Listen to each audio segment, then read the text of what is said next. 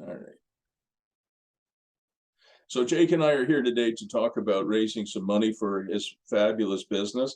I've said it to Jake at least a couple of times, and he's repeated it back to me, that as the CEO of your own life, your first obligation to yourself, to your family, to your employees, your work crews, to your tenants, whatever, is not to run out of money. And so that's really important. So we're going to give this a priority. Just before we started recording this, I bored Jake with a story about my dad creating a television station back in the late 50s, early 60s. And then I talked about also what my dad did to create cable television. So we were just fooling around for a few minutes.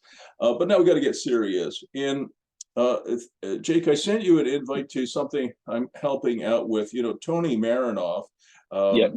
Is doing a little bit of a capital raise in a couple of weeks. I think not this Saturday, but a week from this Saturday. And what I wanted to show you just briefly is his slide deck. I'll just make it full screen. Can you see the slide deck so far? Yep. All right. So one of the things that I've asked you to think about is which assets are you going to put into this bundle? It might be a single asset, or it might be a group of assets that we can say to on a webinar. We can say, listen, this is something that Jake and Paula have done or are working on, and we would like to raise some money to develop it further. You with me on that? Yep. So we need a slide deck, and you have to do the first draft of that, and I'll do the second draft. Sounds good. So this is, I'm not going to go through it all because this is what Tony is going to be going through a week from Saturday, so I don't want to bore you. So we want to give the webinar a good title. And this is a title that Tony gave it, not me. And my titles tend to be, you know, very professorish and kind of boring. His are much more flamboyant. So he gave this webinar, How I Made $369,000 equity gain and close with no down payment, and how you can find smoking hot deals like this too. I added the smoking hot. Yep. All right. And by Tony. So what we're going to do is we're going to do a webinar, and where you find investors, we've talked about this before, is often in your accounts payable. So you look at, like a lot of the trades that you use have real money. You know, the plumbers, the electricians, the gas fitters, the HVAC guys. All of these guys have money. You know, the framers, the footing and excavation. They all have money, and they like real estate. But some of them don't have time to develop their own portfolios. So the first thing that you and Paula would do is you'd look at your accounts payable. Then you would look at your marketing partners, who's helping you with your marketing. And then you would look at your clients, because, often tenants, believe it or not, are very interested in participating in real estate as an investor as opposed to an owner. And I found that really interesting, because many tenants, they say, the reason I'm a tenant is, if the furnace fails, or the roof fails, or the windows need replacing, call the landlord. Landlord does it, right? So you, as a tenant, you have cost certainty. But one of the things that they don't have is any protection against inflation. And so some tenants, so where you look for your investors is, your universe of people that you've dealt with as clients, as suppliers, as contractors, as trades and sub trades, and marketing partners, kind of the whole ecosystem that you live in. And whether you're a big company like Colonnade Bridgeport, which is a very large developer in Ottawa, or you're a smaller business like me, or your business is bigger than mine, but still not huge. You all have to develop your own ecosystem of funders. Do you understand that? Yeah, absolutely.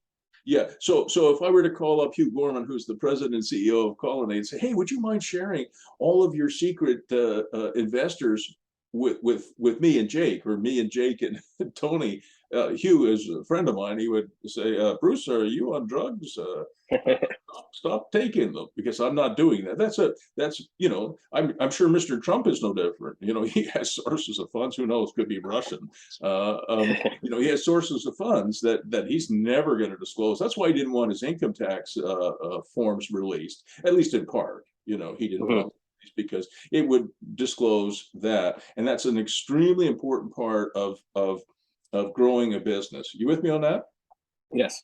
So what I think you and I should do today, if you're okay with it, is we should pick a time so that you and I and Paula, if she has time, and she should be there if she can have a webinar. And we have 15 or 20 people on the webinar, maybe 30 people on the webinar.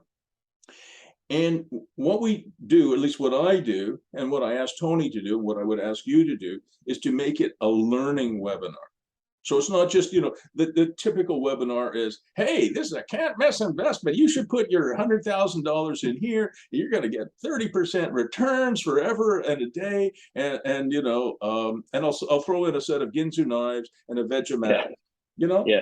Right. I mean, well, we're not going to do that. I mean, Tony might do some of that because he's very flamboyant. But, you know, you and I are probably a little bit more conservative than he is, a little quieter, which is fine. There's nothing wrong with that. But he is flamboyant. He'll I'm sure he'll make a pitch, right? But what I asked Tony to do is not only to pitch his, I think he's pitching 3 different properties in this webinar, but also to make it a learning opportunity.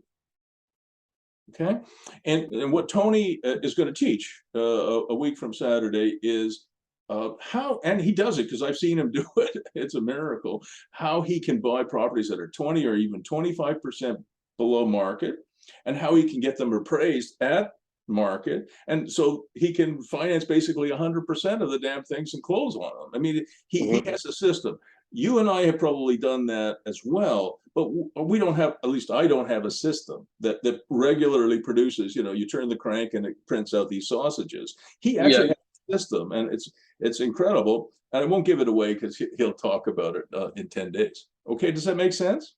Yes, it does. Yep. All right, so I'm just going to get out of this here. And again, I'm not going to go through the whole thing. Oh, but I should do this at least. So, so this is the first slide should be more about you and Paula, right? Tony's a nice looking young man, and you're a nice looking young man, and Paula is beautiful in my opinion. So you want to talk a little bit about yourself. Here, Tony is talking about, he's been in real estate for 20 years. He's done lots of deals. He's got a whole team, and then he talks about some of the projects he's done. All right. And then he talks a little bit more about himself. He's a bit of an adventurer. You know, he likes to kite surf and likes snowmobiling in the mountains. He likes having a good time. Yes. And as you get to know him, you'll understand. He's a Vancouver guy, I think. And the left coast guys, they like lifestyle, right? Yeah. You and I, we just work all the time. But Tony would work very hard, but he would party hard too, which is fine. So there he goes. So he says he can find deals on a regular basis that are 14 to 37% under appraised value, and that's how he does his no money down deals. Okay, and that's here. All right. So now I'm just going to whip through some of the other stuff, and I want to get to. Let me see where we are at. Yeah, this is probably the one I should look at with you. All right, so let's just go back here. So what I think you and I should do today is we should pick out, just bear with me for a minute. I went through it quickly, but I'll come back to it. We should pick out today on this call one project that you want to raise some money on, okay? Okay. And we should build a spreadsheet. Tony's the kind of guy that doesn't build many spreadsheets, I don't think, you know, but you know, he's more of a gut instinct kind of entrepreneur. But for you and me, we have to do a little bit better than that. We have to have you know, proper analysis done, and not just sell it on the basis of salesmanship. Yeah. All right.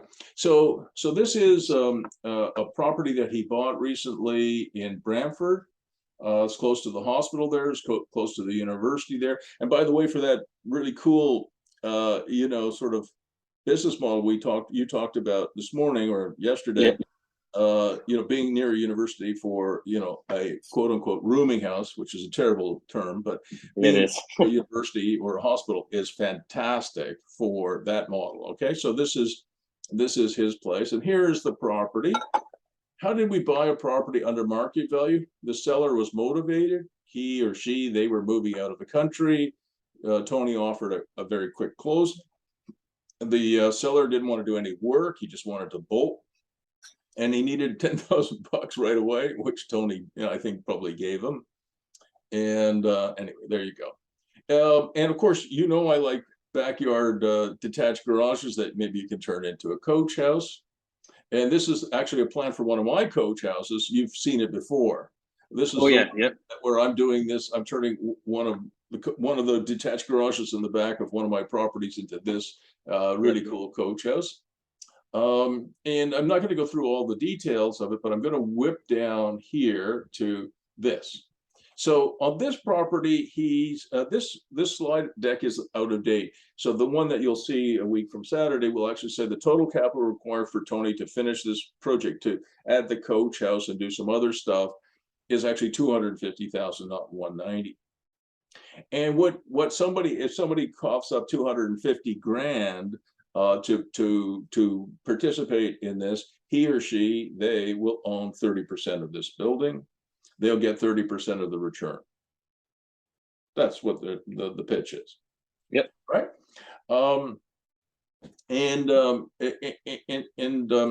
So that's kind of what I need from you. The slide deck it can be quite simple. Doesn't have to be long. It basically gives it a cool, sexy name for the webinar. Talks a little bit about the opportunity. Talks a little bit about yourself and Paula, and then we talk about people, if they want to participate, here's how they can. And I think in your case, we'll figure out, once we have identified which projects are going into that webinar, we'll figure out what the learning outcome is. So we'll have some teaching going on too. Okay. When we do a webinar together, you will do the presentation. You have to do it because you're the principal, or if you're not comfortable, then Paula would have to do it. But one of the two of you, or you can do it together. Yep. And something else that I do in these presentations is we create an Eventbrite page. You saw that, right? I think you registered. I signed up. Yep. Yep. So we create an Eventbrite page, and just because we're recording this, I'll show everybody what it looks like. So this is the Eventbrite page here that Tony created. You can probably tell I wrote most of it. Maybe I wrote all of it, but Tony and his team put it together. I don't have time to put it together, but I have time to at least contribute some wording. So this was Eventbrite, how we closed on 3 properties with no down payment. Do you want to know how to do it? And then I talk a little bit about why you might want to come to this webinar. And you notice here, when you sign up, you immediately receive this handbook from my coach and mentor, i.e. me, it's called Business Model Illustrations, blah, blah, blah. You're going to love it. Right? That's awesome though. Yeah. I don't know if you actually got it, but you're supposed to. I don't know. I'll have to check. Yeah. And the date and time is supposed to be noon on Saturday, the 27th of August, from noon until 1:30. This tech guy put noon until 4. I said, Tony, I talked to Tony. I said, Tony, nobody wants to listen to me or you for 4 hours. So 60 minutes, maybe 90 minutes, but no more. So he's going to change that. And hopefully, I gave him the link so he could send this handbook, but I suspect I'll have to remind him of that. Okay, so Tony is a big picture guy and very talented, but he's one of those individuals who flies over the earth at around 3,000 feet and occasionally touches down. What you and I do a little bit differently is, we can have a bird's eye view of things from time to time, but most of the time we're down on the ground, boots on the ground, feet on the ground, making stuff happen, right?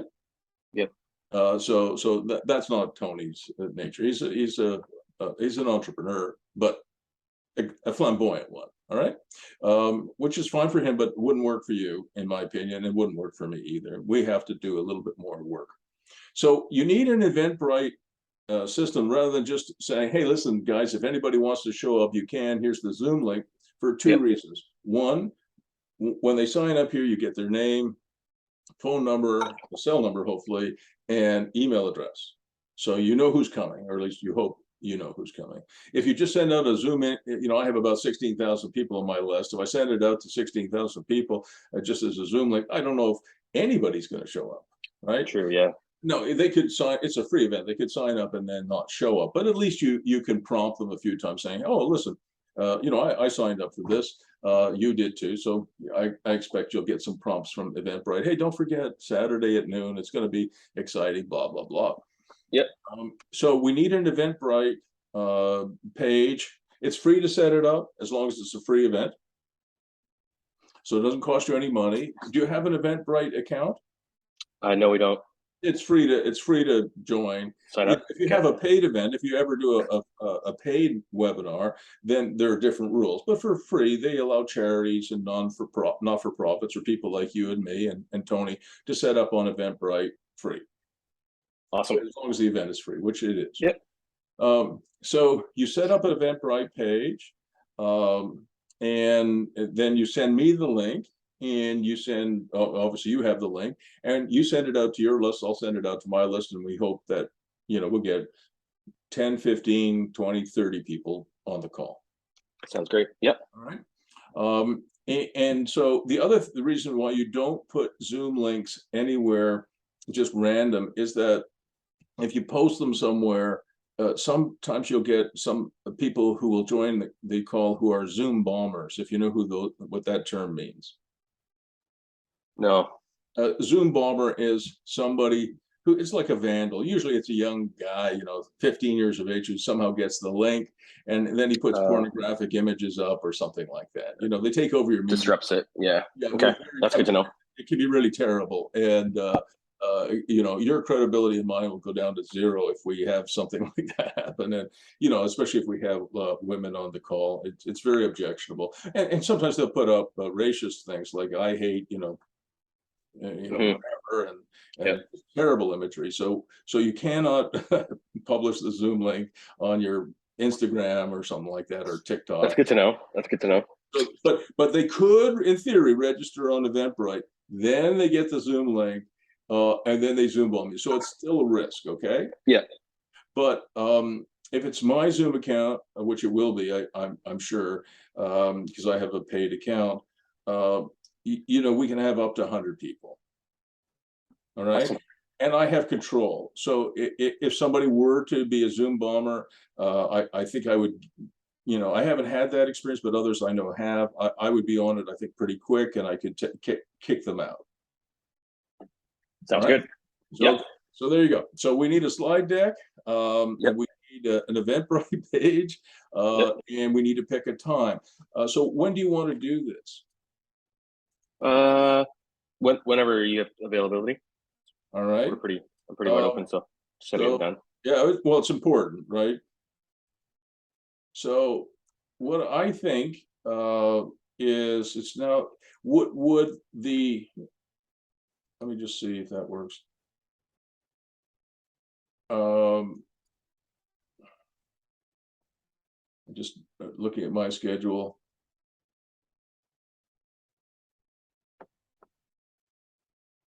Would September 10th, which is a Saturday, people will have gotten their kids back to school, they will have closed their cottages. Would September 10th at noon work for you? That's perfect. Okay, so we're going to do it then.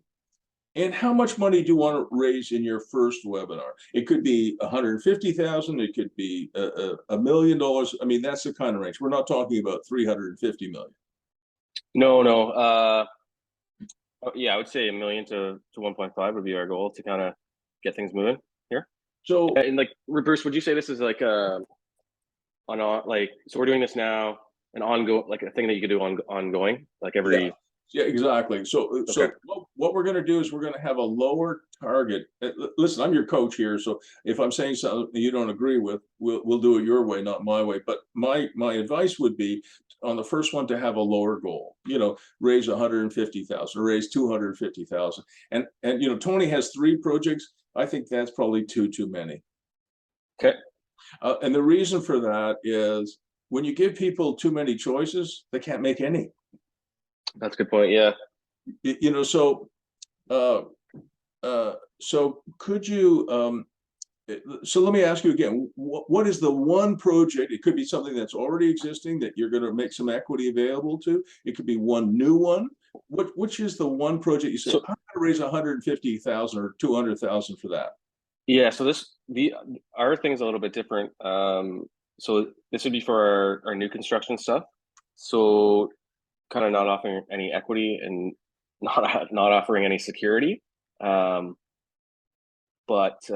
yes, we have 2 that we're starting, 2 new builds. So let me just think about that for a moment with you, okay? If it's just money that people are lending you, we're not really talking about investors. We're just talking about people who have money to lend. Yes. You're not going to offer them any equity? So these are new builds that we're selling. Yeah.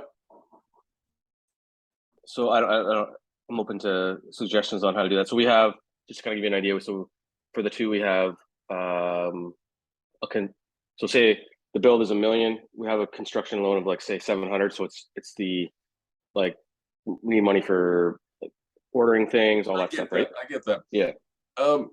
No, I understand that. I'm seeing where you're going. Although you did say, I think in one of your emails to me, that you were also thinking about maybe keeping one and selling 50% of it or something like that. Wasn't that in one of your emails? I don't know. I have thought of that. So the one that we're raising money for is 2 semis. So kind of my second exit strategy with those would be to keep them and put suites in the basement. That's the plan now, is to sell them as individual semis. Right. So let me bear with me, okay? I'm just trying to make sure that we have something that's sellable, okay? I just yeah. Oh, that's better. I have to stand most of the day because I've been doing too much sitting during the pandemic. It wasn't good for my health. So I do stand most of the day, but then I get tired. So so let's think about it some more.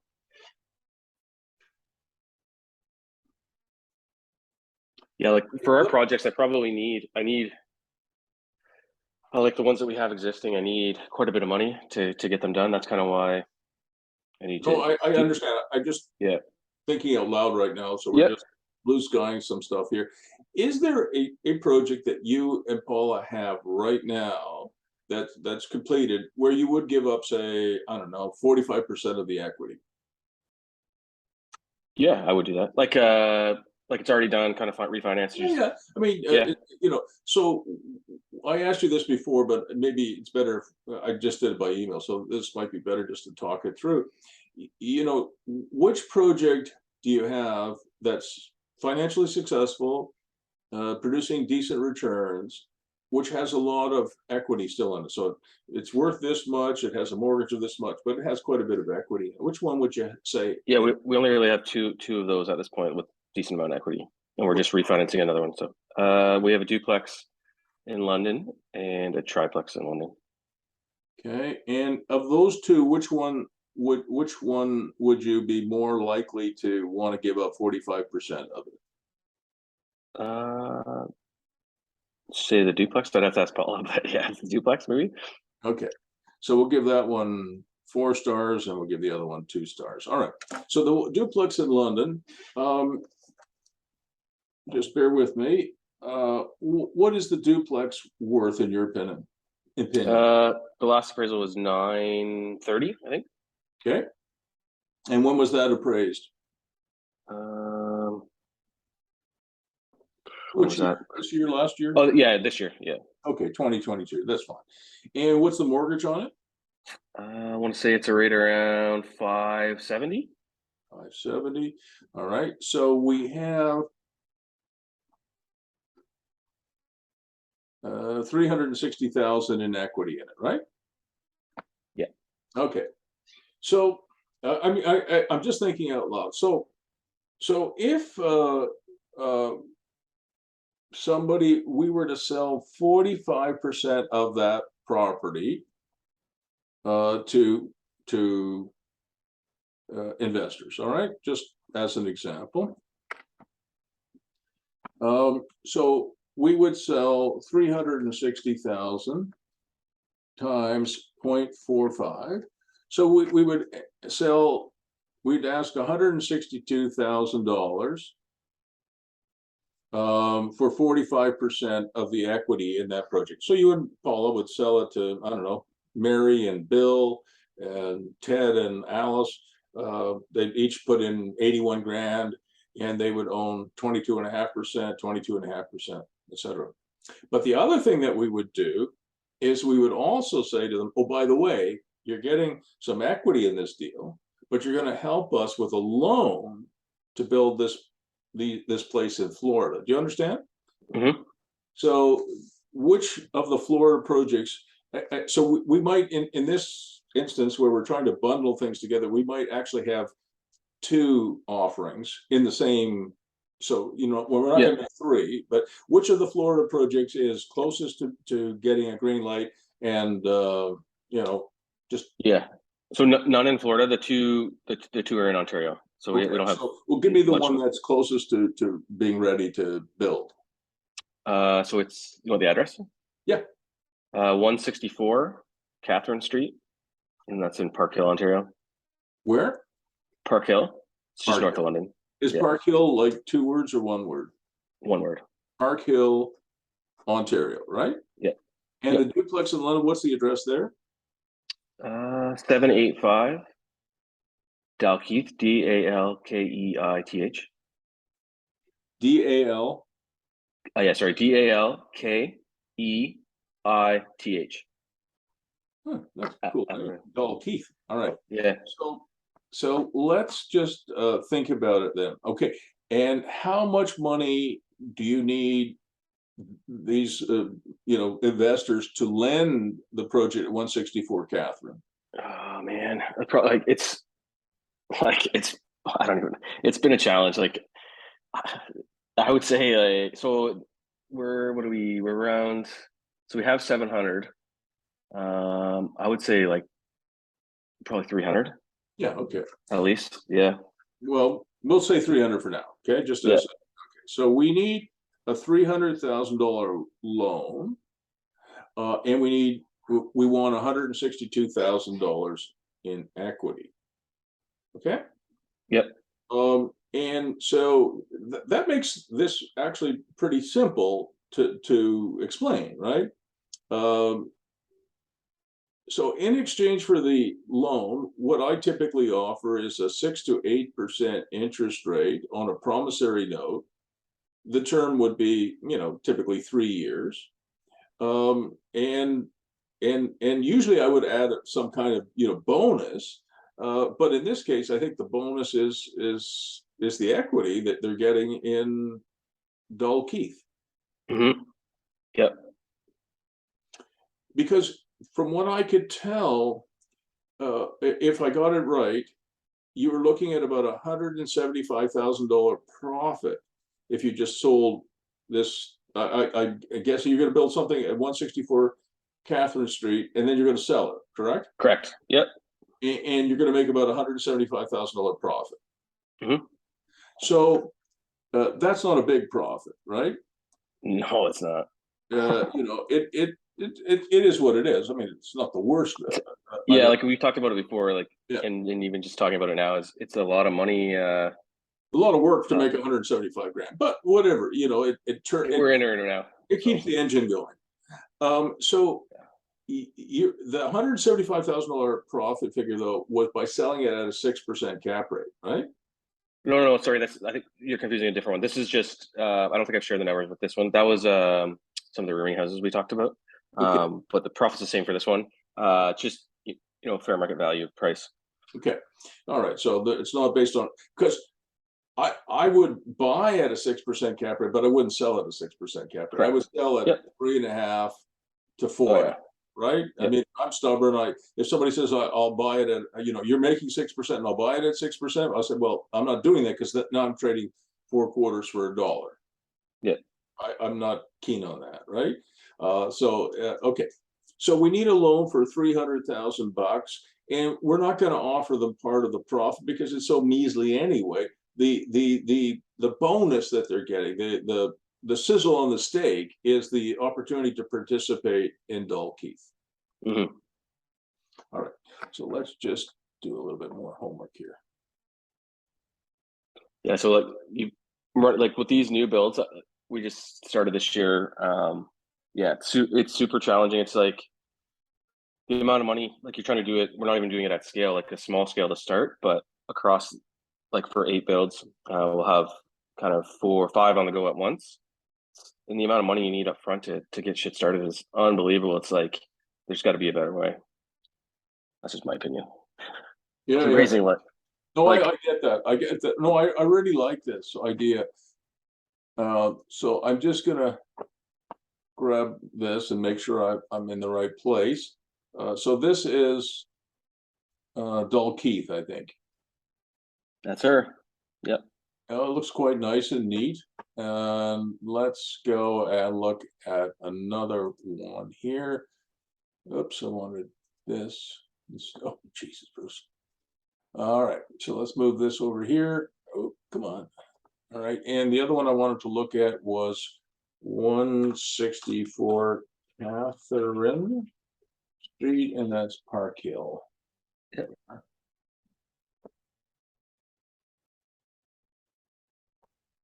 So I assume it's this thing. Yep.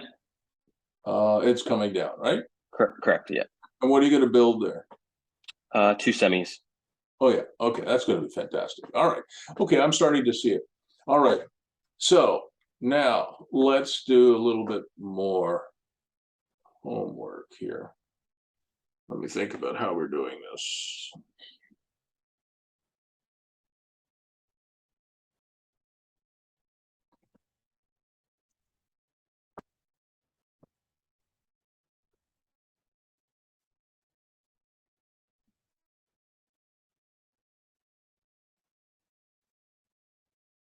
So do you have a name kind of for the webinar? No, not yet. I made a note to think of a name. So, well, we got to give a placeholder, name. What is the future of Dalkeith? What do you think it looks like in the next 5 years?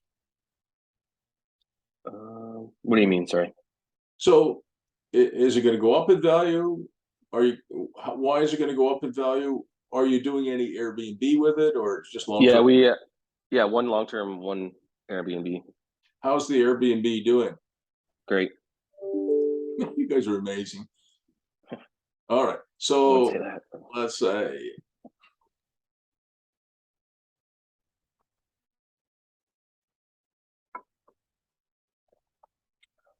we'll call it "Let's Get It Started." Okay. Remember the song? Let's get it. I do, yeah. It was actually, I think it was "Let's Get Retarded" in here, and then it wasn't politically correct. They had to change it. Which, listen, I understand political correctness, and I don't want to offend people, but really, I mean, have you ever listened to any rap music? Yeah. Oh, geez. I mean, the misogynist stuff that they say is just, it's bad. Yeah. Oh, it's terrible. I mean, I've got 3 beautiful daughters and a wife I adore, so let's get retarded in here is kind of pretty modern. Tame compared to, yeah. Tame, I think it's a better word. So let's get it started. Webinar. Is that okay for now? Yep. So let's get the party started. Let's get it started, the webinar. All right. So I better save this. And I'll send it to you after we finish, right? Thank you. But you have to get that Eventbrite site set up so I can look at it before, and then you'll send it out to your list. I'll send it out to my list. Okay. And we'll try and raise some money. All right. So let's go back here. Coaching, Mr. Jake. Oops.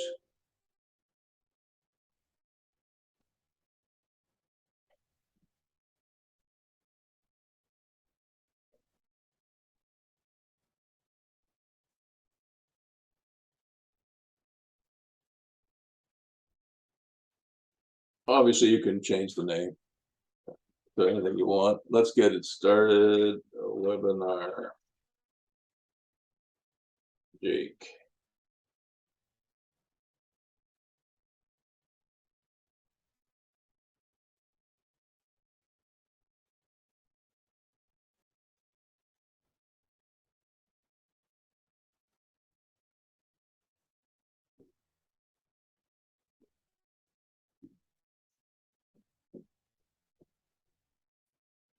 And you're quite right. What we can do is we'll try and raise $462,000, right, on this webinar, and if it goes well, and we'll do another one for a different project, right? Okay. There's no reason why you can't. I mean, lots of people. I'm sure Colonnade Bridgeport does investor presentations 2, 3, 4 times a year. Avenue 31, which is a big industrial developer. They're probably doing it every month.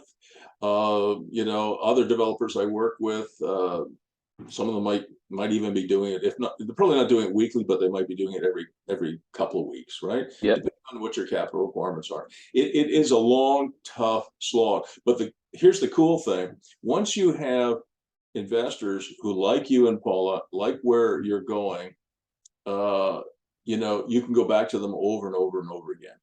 Yeah, for sure. And that's it's definitely tough. It's your farm. But yeah.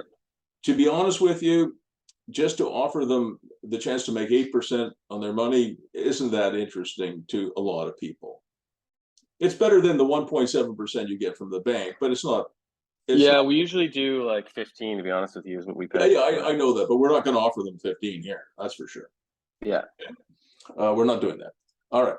So let's get it started, webinar. By the way, the other group that you should go after is you should talk to your mortgage broker or brokers and say, hey, guess what? You're getting some of your because all these mortgage brokers, at least anyone worth their salt, has some private funds, right? You understand? Yeah, we have access to a little bit of that too. So yeah, but you should say to them, hey, you're going to turn out at least 3 or 4 or 5 people for my webinar. Yeah, right? I mean, they make huge fees out of you and Paula. They do a lot. Yeah. So you should look at them with hard eyes and say, you're turning out some of your investors for this. Okay, sounds good. All right. Okay. So we've got 785 Dalkeith, and that's London, Ontario. Be nice if it was in Mayfair in London, England. All right. So fair market value is 930,000. Mortgage, you'll check all these numbers. Yeah, like 570-ish. It's okay. Just check it when we don't need it for now. We just need the. Oops, I guess it's 1 more 0. The equity in it now is that. Hey Bruce, quick question. I actually thought about this before, not to get you off track here, but so say if you have this property, for instance, this is held.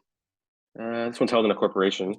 So when you go to, say, if you sell off some equity, you have to put it into a new corporation, correct? We're going to talk about that because we haven't the structure yet. Jake and Paula, right now you own 100%. Okay. Yeah. Investors are going to own 45%. Okay.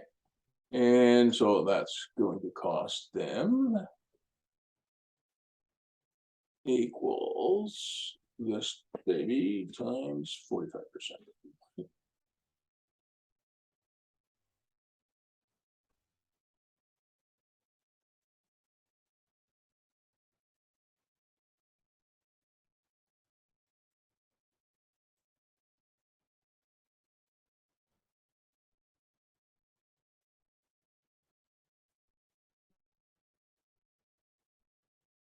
You notice how I closed the loop there. I checked it, right? So I made sure that this number and this number add up to this number, which is the same as that number. So it's a check. Okay. Cool. Yep. All right. Yeah. Okay. So right now you own 100%. After this, Yeah. Okay. Now we're going to talk about the corporate organization. So we're going to talk about corporate org or structure.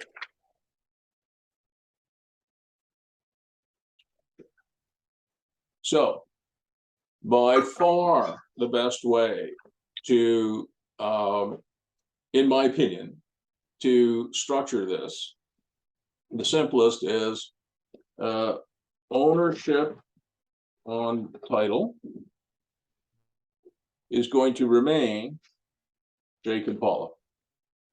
Okay. Mhm. I'll just make that a little there.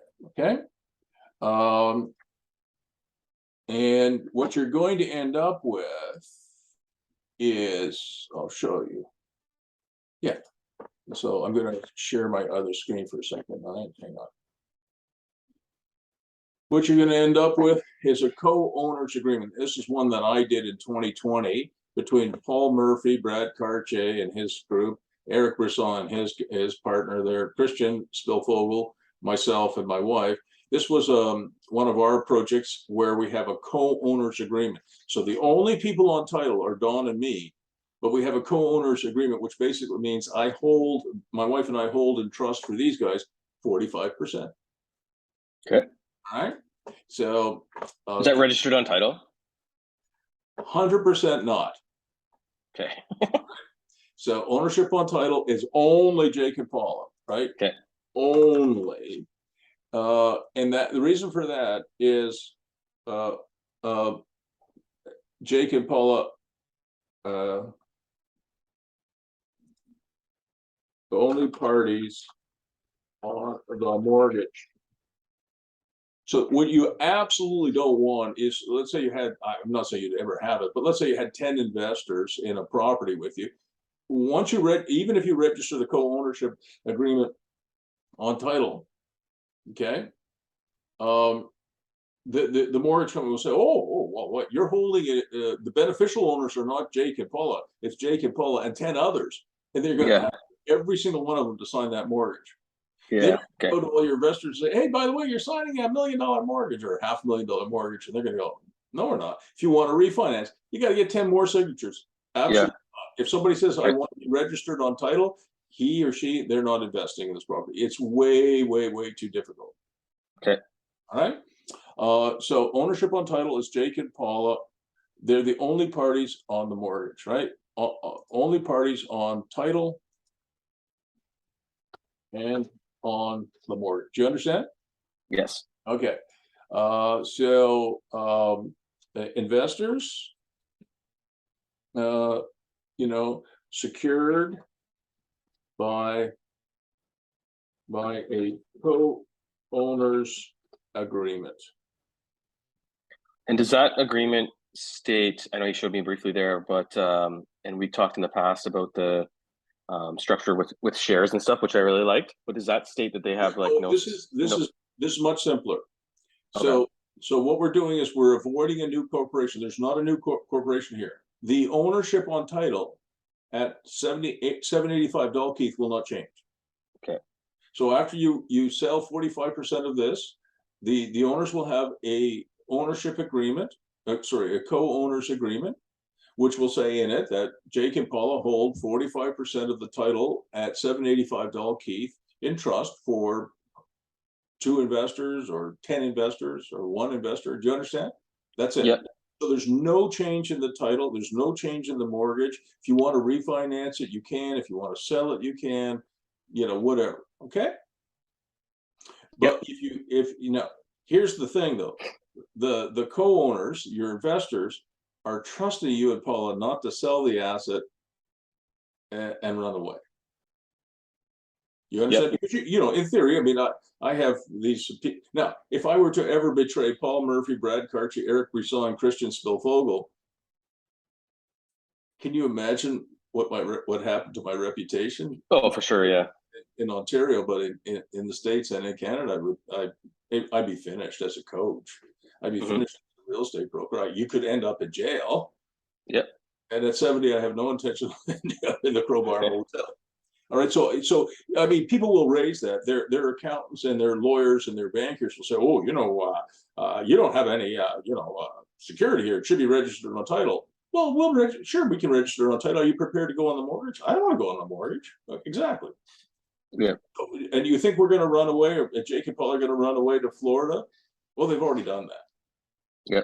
But they're not going to run away, and so if they sell it or refinance it or anything else happens under the co-owner agreement, you have to inform your investors. I inform my investors. I send them updates at least 4 times a year, and often monthly, and often the updates are nothing more than, oh yeah, I signed a new lease today, and I had this suite rented out at $1,100. I got $1,600. Investors love hearing that kind of stuff. So it doesn't have to be really fancy stuff. It just has to, you update them at least 4 times a year. Yeah, quick question on that too, just kind of for future learning, because I know we did a course or a call on this corporate structure and shares and stuff like that, and that was really neat. Is this more for properties you already own? But if you were going into this, we could roll this into a corporation, and you could do cost land transfer and all that shit. Shares. But if you roll it into a corporation, you have to pay land transfer tax. Yeah. Okay. And corporations, you have to do income tax for them. You have to do have to keep the corporation alive. You have to do regulatory filings every year. You have to do financial statements. You have to do income tax. It's expensive. It costs anywhere from $3,000 to $5,000 or $6,000 to keep one company alive. If you end up with 20 companies, and it costs you $5,000 a year to do the financial statements, to do the income tax, to do the filings, to keep the minute book, and you got 20 of them, that's $100 grand a year. Yeah, it's a lot. I'm not saying that you wouldn't do that, Jake, but to me, this is much simpler. So what happens in this case is, let's say you make your income on this duplex is $50,000 a year, and your expenses, including your mortgage, are $40,000 a year, and you've got $10,000 left at the end of the year. You're going to give your investors 45% of that, right? Yep. And you and Paul are going to keep 55%. And it's that simple. I mean, all of the money comes to you and Paula. It goes into your income, your personal income, all of the money. And because I assume that Jake and Paula are on title on this one. This one, I can't remember if this is us or if it's in a corp, but yeah. Well, if it's a corporation, I have to know that because that's different. I will double check. I think it's a corporation. Well, then we'll have a different discussion. All right. But okay, sorry. For now, I'm going to assume it's in your name, and this is the simplest thing. So the $50,000 in income comes into your income and Paula's, and you can do income splitting if you know what that is in your income tax. Yeah. Paula makes less money than you, or you make less money than her. You take more of the income, and she takes less of the income, or vice versa. You understand that? Yeah. So all of the income comes into your personal name, all of the expenses. Now you're left with a $10,000 profit. However, you are going to flow 45% of that to your investors. So that will then become income in their hands, right? It's not dividends, it's just income. So on your income tax, I'm just a lowly engineer, not an accountant. So you have to talk to your accountant about it. But at least the way I do it with my bookkeeper and accountant is the money comes into me. I take into account all the expenses and all the income. Whatever's left over, I owe Paul and the rest of the group over there 45% of it. We simply write them a check once a year. Okay, cool. And that's just income, so it's not dividend. So they understand they're paying a little bit more tax. If it was dividend, it would be a little less tax, but tough. It's income. The reason I keep it simple is I don't want to end up with 20 companies. I used to have over 20 companies, and I was paying $120,000, $130,000 in fees, legal fees, accounting fees, whatever, filing fees, to keep the damn things alive. And I said, to hell with that.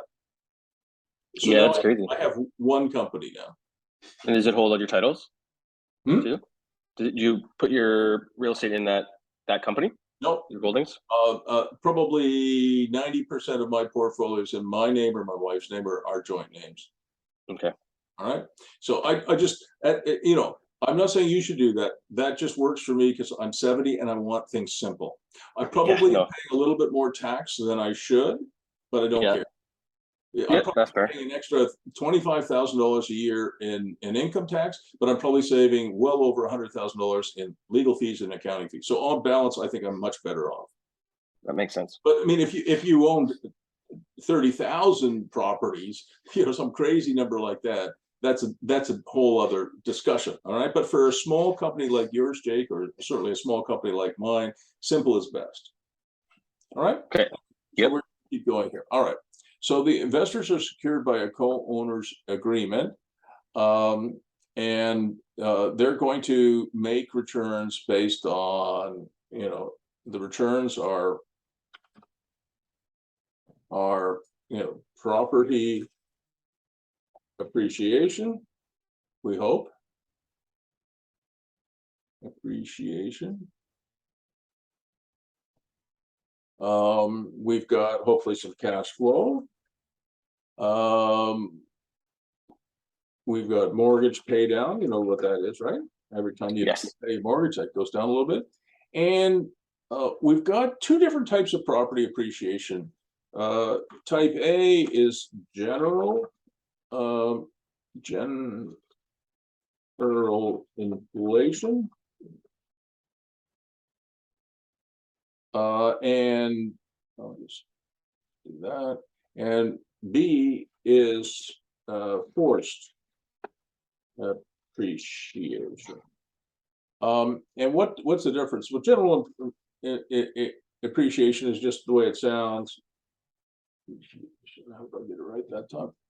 Is just, hey, listen, properties in London are going up 4 or 5% a year over the last 50 years. Okay.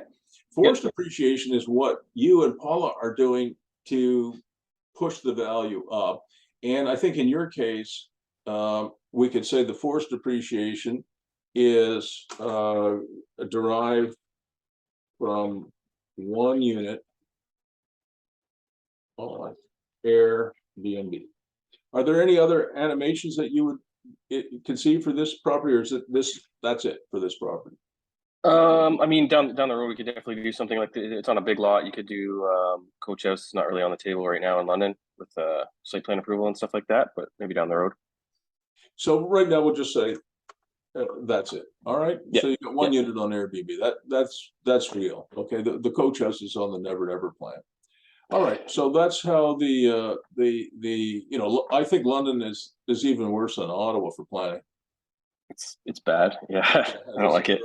Oh, I heard a great expression I wanted to share with you the other day. There were a bunch of developers talking about what it's like to deal with municipal planners. And they said that their slogan, the municipal planners, their slogan should be, "Thank you for your servitude." I thought that was hilarious. Rather than "thank you for your service." Oh yeah.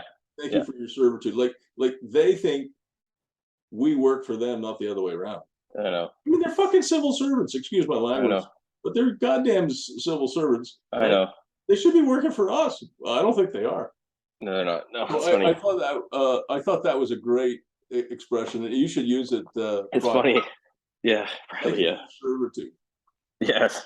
I didn't come up with it. I just thought it was. That's a good one, though. It is a good one. All right. Okay, so now we got to do a little bit more homework. Okay, so these don't have to be exact, but I need rental income currently is what? Let me tell you here. With Airbnb as well? Oh, yeah. Okay, so we're probably... Total, gross income. Okay, one sec.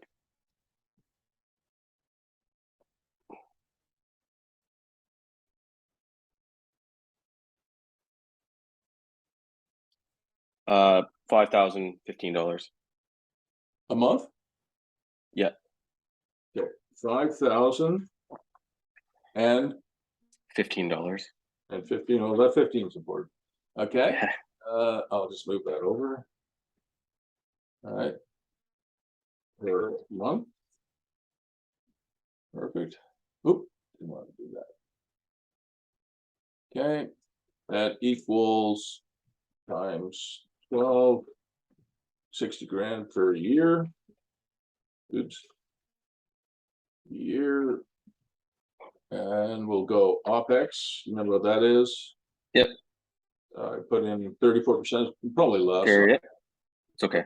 That's kind of what my standard is, so I'll use it for now. We can change these numbers, obviously, before we do the webinar. All right, so now, oops, now we have our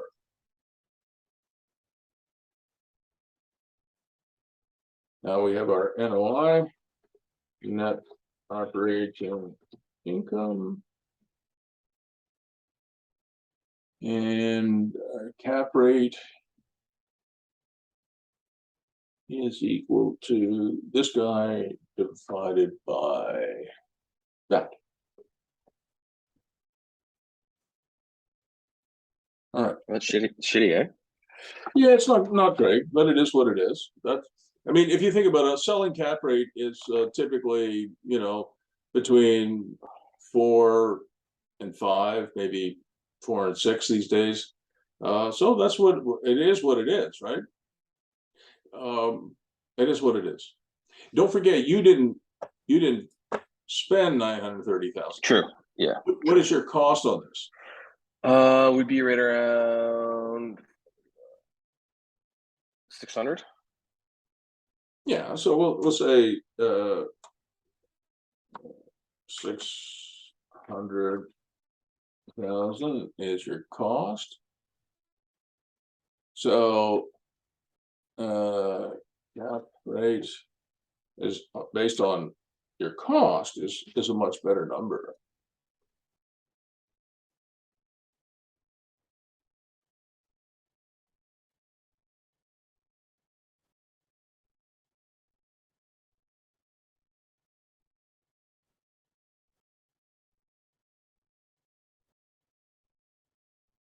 Okay. Yep. So that's all we need. So, but it means that they're getting a 4.3% return, right? Mm-hmm. But I'm going to put in here Goldman Sachs. Oops. Do you know what their nickname is? No. Gold in Sachs. Oh yeah. Because they take, you'll see why. Goldman Sachs Consumer Bank.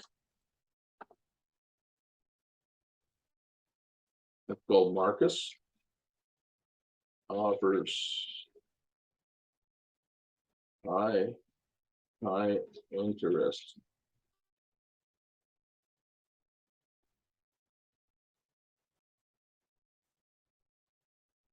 Oops.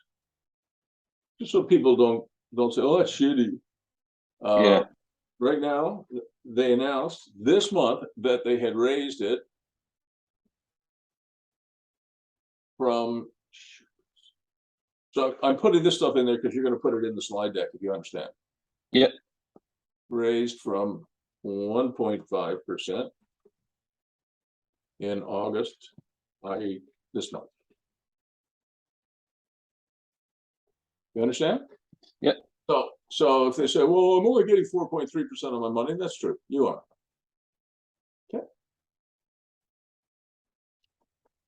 But you can put it in Goldman Sachs's bank, and you get 1.7. Right? Plus, so you're getting that. Plus, you're getting general inflation, forced appreciation, and mortgage pay down. Right? Yep. So I'm going to put this. I'll just move this down here.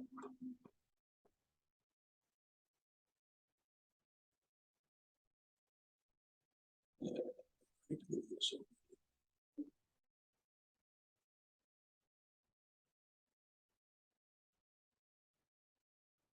All right, and the reason I'm doing that, I want to go plus, oops, plus, just so people don't forget, plus they're getting this, and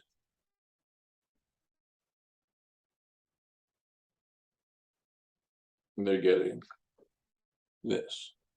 All right? Yep.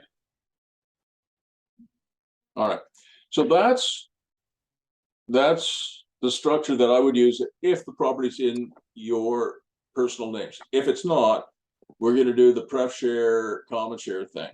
All Okay. right. That we'll do that before we obviously do the webinar. We'll change it. All right. We'll do it together. Okay. But it'll be exactly the same numbers. It'll just be pref shares, common shares, blah, blah, blah. All right. Yeah, that's cool. Yeah. Exactly the same. Oops. Raised from. Okay. Property. All right. That looks good. Okay. So now we're going to turn to 164 Catherine. Yeah. Ren Street, Parkhill, Ontario. And your slide decks, my slide decks are really actually pretty crappy. So it would be good if your slide decks were prettier than mine. Okay. You know, is Paul any good at making slide decks? Are you any good? She's really good. She's good. I'm not. I'm not I good at all. Yeah, I would assume so. So maybe if she could make a really pretty slide, nicely branded slide deck, that would be great. Okay. Okay. Now, we're almost done here. So what are we building at 164 Catherine? 2 semis. Oh yeah, 2 semis.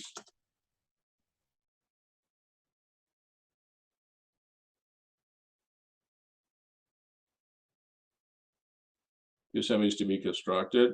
How much are they going to cost? To build, let me see here.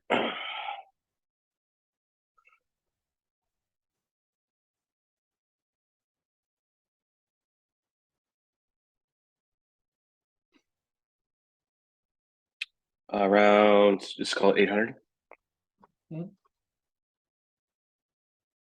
Okay.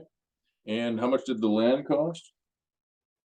We're in, so with everything like planning and stuff that we're into it for let's see here.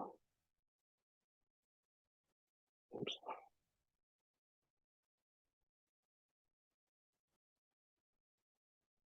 Say like 265.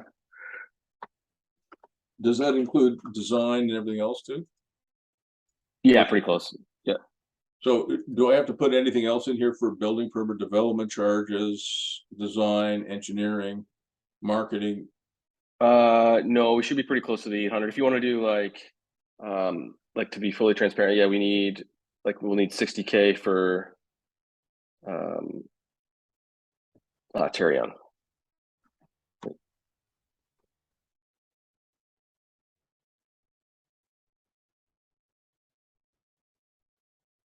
Okay. And is financing included in the 800?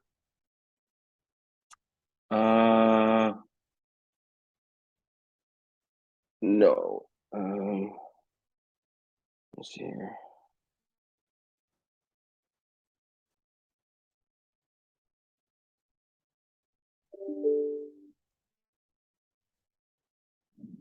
Bro. So added like another 40 for financing.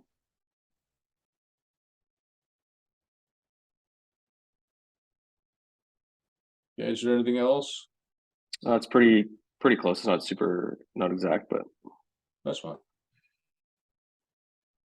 Does it look right about 1.165? Yep. Okay. We'll put in contingencies too. Because there's always shit that goes on contingencies.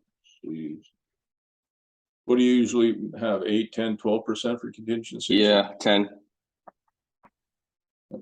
Oop, 11%. Just for the hell of it.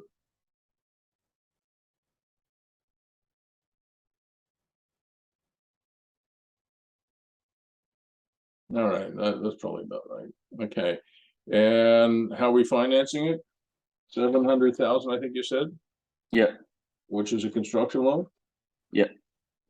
So, but part of that was the 245 for the lot, I think. We had not to make it more complicated, we had a mortgage on the property and then took that mortgage out for the construction part. Yeah, I understand that, but I put in the site here as 265,000 bucks, right? Yeah. Okay, so that has nothing to do with the financing. You're going to have a first mortgage, right? Yeah. And what do you want these investors to provide you? How much money do you want? The difference between these two numbers?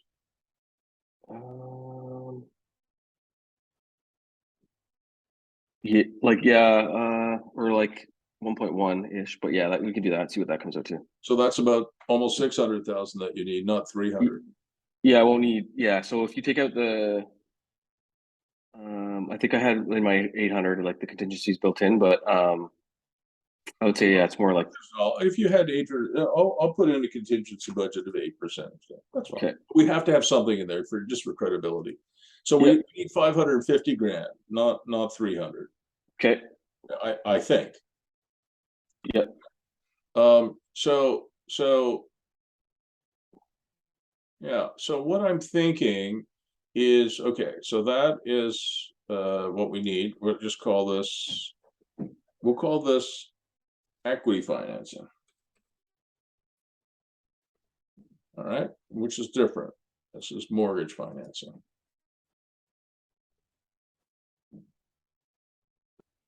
All right, so let me think this through. Will your first mortgage lender allow you to register a second mortgage? No. They will not? No, they didn't. No. Okay. All right. So then this here, this equity financing will be secured by promissory note. So, all right. Yep. Secured by promissory notes. Is this property owned by a company or by you and Paula? Company. All right, signed by the corporation. All right. Okay, so that's fine. Then the prom notes.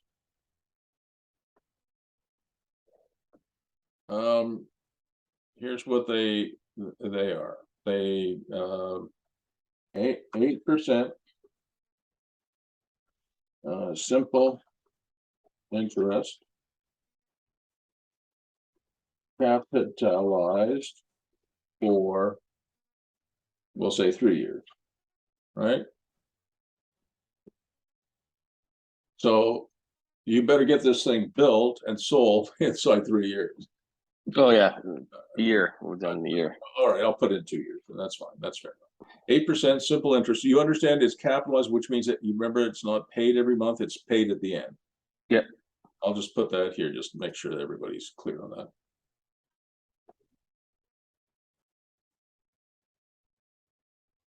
And simple interest means it's not capped, non-compounded, right? Okay. You understand? Yeah.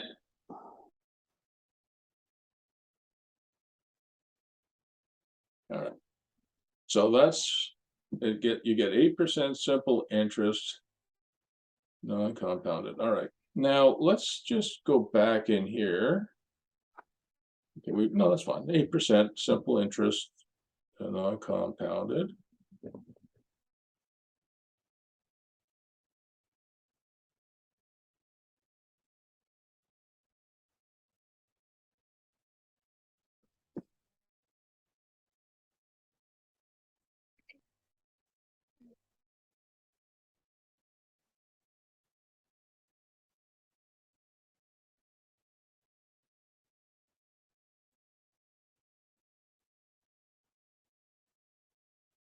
So if you sell it in a year, you can pay these prom notes off at any time.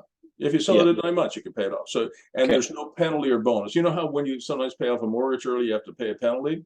Yeah. Here, you can pay out these promissory notes at any time without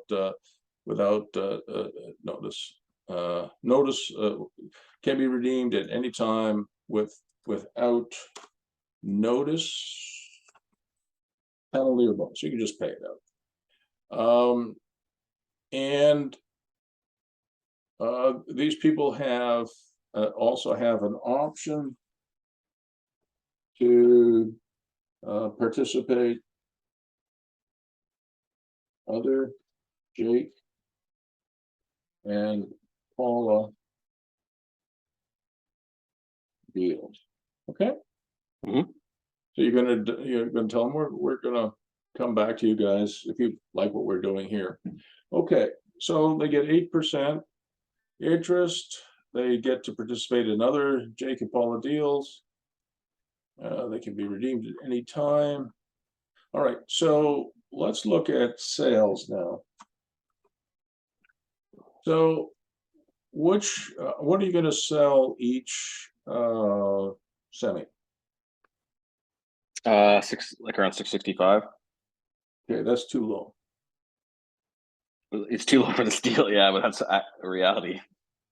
Did you talk to your realtor about it? Yeah, And what did she or he say? that's about right. Like with the market, a little bit of the market change too. That's kind of what I based my numbers off of. The other numbers here in the spreadsheet might be a little bit high too. I could pull up my numbers, but it's a lot of work for not a lot of profit. Okay, I get that. We're going to talk about. Let's talk about the semi. Oh, look, who's that? It's our cat. I know it's a cat. Thank you. Yeah. We have two cats. Cat's name? Big Cat. I know it's original. We had she had a name. We used to call her Kitty, and then we got a kitten. So we have two cats. And she's a big cat. Yeah. All right. So I'm going to call her. Just kind of stuck. I'm going to call her Ms. Big. Yeah, she's a big cat. Or we just call her Biggie. We'll call her Biggie. Yeah. Do you like cats or no? So let me go back to these semis. I think the semis, the basements are unfinished, correct? You still there, Jake? Can you hear me? Yep. Okay. Yeah. Basement's unfinished. Do the basements have independent access from the outside to the basement? Because if I couldn't sell them, I wanted to keep them. So that's not what I'm asking. But yes, I do. So there's an independent stair that goes to the basement, right? Yes. So let's say I bought one, I could put a basement apartment in. That's correct. All right. Okay. So each semi, what was the sale price? 665. Oops.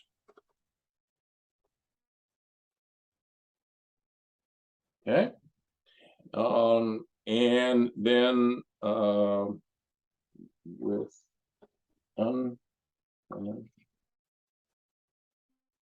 basement. Okay, correct? Correct.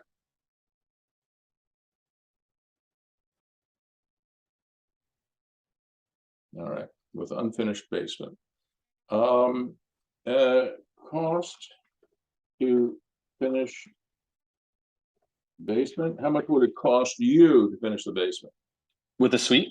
With a two-bedroom apartment. The basement would be a two-bedroom apartment? Yeah. I would say 50. Okay. All the rough-ins are in the right spot, right? So it's just basically finishing it. And I'm going to say, instead of putting a two-bedroom, I'm going to say a two-bedroom apartment or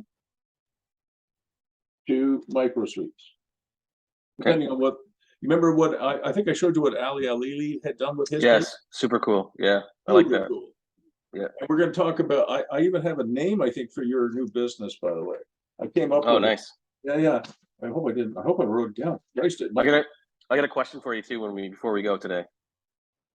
Hang on a second. I better see if hopefully I kept it. Aha, I did. I better write it down. I got a good name for you. Awesome. I don't know if you might hate it, but anyway. Or two microsuites, like two. I think he did three. So two. Yeah, I can't remember. His was cool though. Oh yeah. I want to look at that again. Actually, cool. I have it for you. I booted it up. Two bedroom or three microsuites like Ali Aleali, right? Ali. Oh my God. I don't know what his IQ is, but it's off the friggin' charts. He's the Steve Jobs of our business. All right. Cool. What would you sell it to somebody as a like an upgrade? Geez. So the thing I kind of struggle with, and maybe get your insight on it, is like, would this be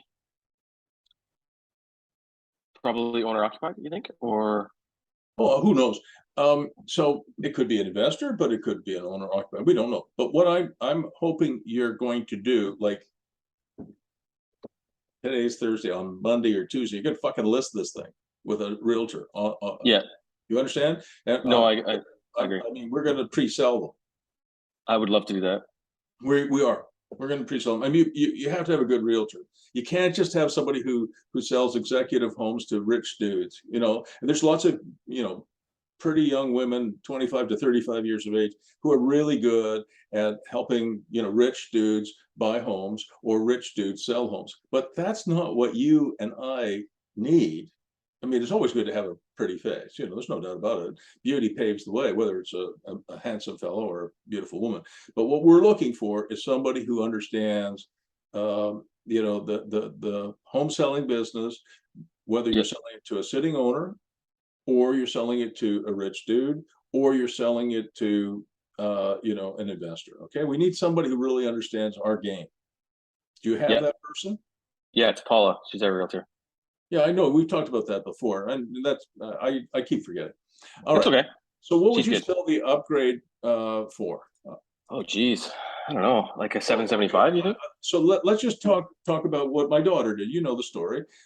She bought a half a Yeah, double, and then she it's put the great. next apartment in. It cost her 80 grand to do it. She and her husband and her baby, and she's having another baby any friggin' day now, can live in their own 3-bedroom, 2.5 bath, single car garage, half double, after taking into account the income for $600 or $700 a month. So, Yeah. so if I'm a young person, or if I'm an older person who needs a little bit of income, I'll say, this is great. I love the semi. Can I buy the upgrade, for the basement? So I can have a couple of microsuites down there, maybe 3 of them. Or if it suits me, maybe it's a 2-bedroom and it's better for me, because maybe I have an adult child, which I do have. One of my youngest sons living with us, right? Yep. He lives in my suite downstairs. So if it's costing you $55,000, what are you going to sell that upgrade for? This comes down to like what someone's willing to pay, right? No, I'm asking you what you think it's worth to a buyer. 750. No. Just to think about the 55 grand on my screen here. Oh, I see what you're saying. And like 100 probably, roughly. Yeah, I like that. So what I would say to you is that would be 110,000. And I'm actually going to go a little bit higher, 115,000. And I'll tell you why. If I came to you and I said, no, I'm not buying that upgrade. I'll do it myself. I hire, after I get this semi from you, I hire a contractor to do it. How much do you think I'm going to spend getting the building permit, hiring the contractor, hiring all the trades and sub trades, and building it myself? 130 to 150. Right. So if a buyer does it themselves,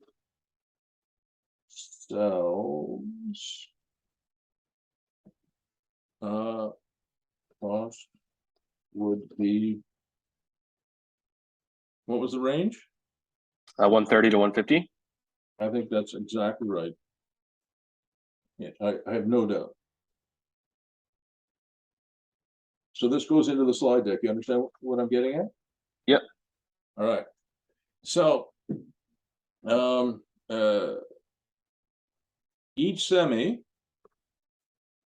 with the upgrade would sell for this plus this. Okay, 70. I think that's right. And I'm going to make that 120 just so it comes out a little different. I love numbers that end in 5. Cool.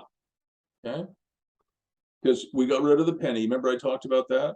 And ever since we got rid of the penny, it's no longer $9.99. or 1999, it's $995 and $1995. And for houses too, people love 5. So a lot of people would go $799, $999.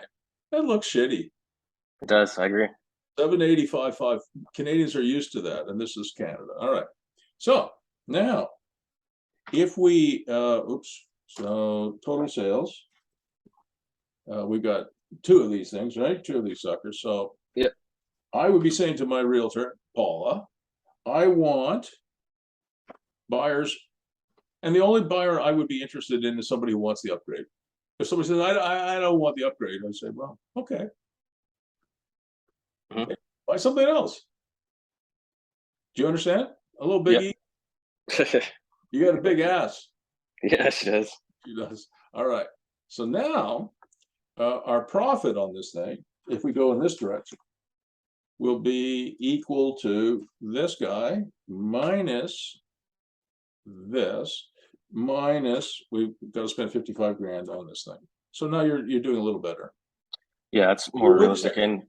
And That's for the total. Was it 175 for both, or was it 175 each? Profit. yeah, it was like it was for both. Say It was like 150 to 170. It was projected were like 150 to 175 for both.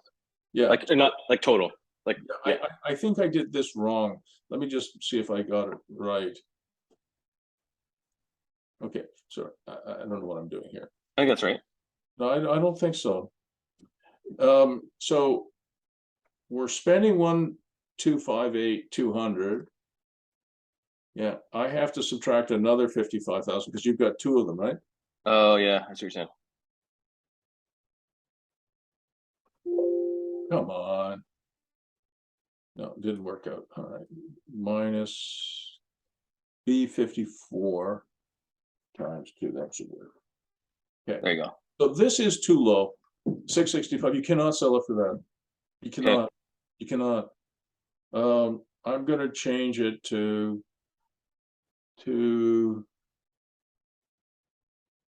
670. Let's see what happens with that. 670. That's not bad. I'm going to try again. 675 maybe.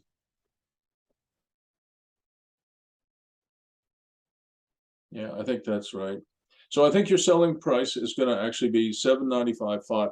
But what I would recommend is that Paula would put this on MLS for 675 with optional upgrade of 2-bedroom apartment, basement apartment with its own entrance, or however many microsuites make sense, 2 microsuites. Yeah. You know, at 795, or no, sorry, that's not right. So the pricing strategy, okay, let's do that.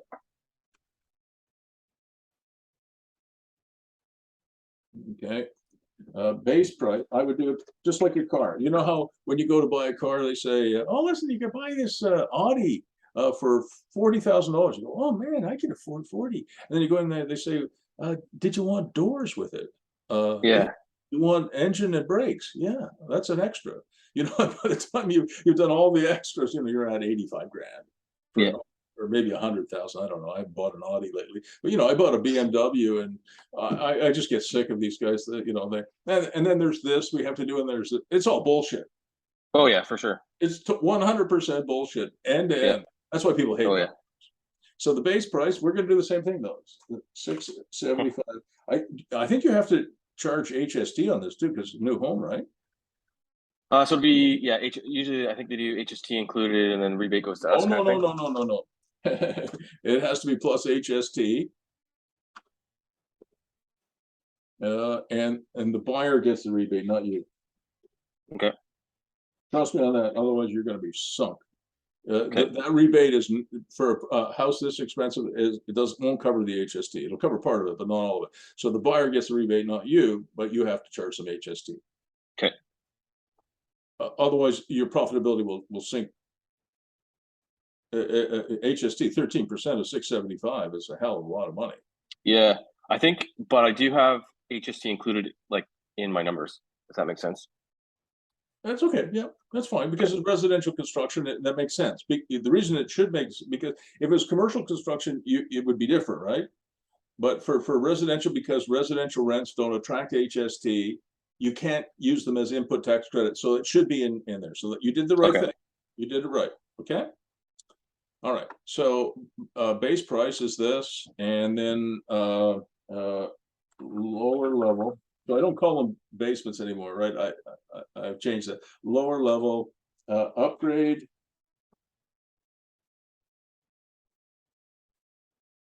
is this plus HST. So that's her strategy. Okay. All right.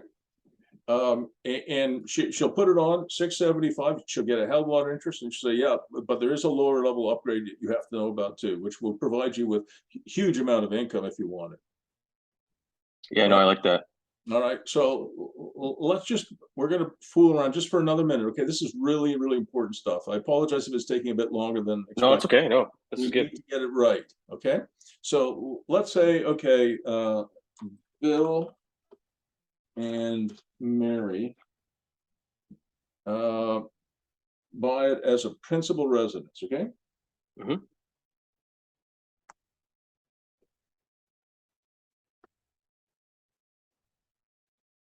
Okay, they buy it as a principal residence, and they're going to spend this much plus this much. Okay. Yeah. All right, for a principal residence. Okay. And the HST doesn't matter because they're getting we're just going to ignore it for now. Okay. Okay. Yeah. All right. Yeah. And we're going to say they get a mortgage. A mortgage, we'll say for 80% of it. All right. Mm-hmm. Equals this times 80%. Then they need equity to buy it is equal to this guy minus this plus HST less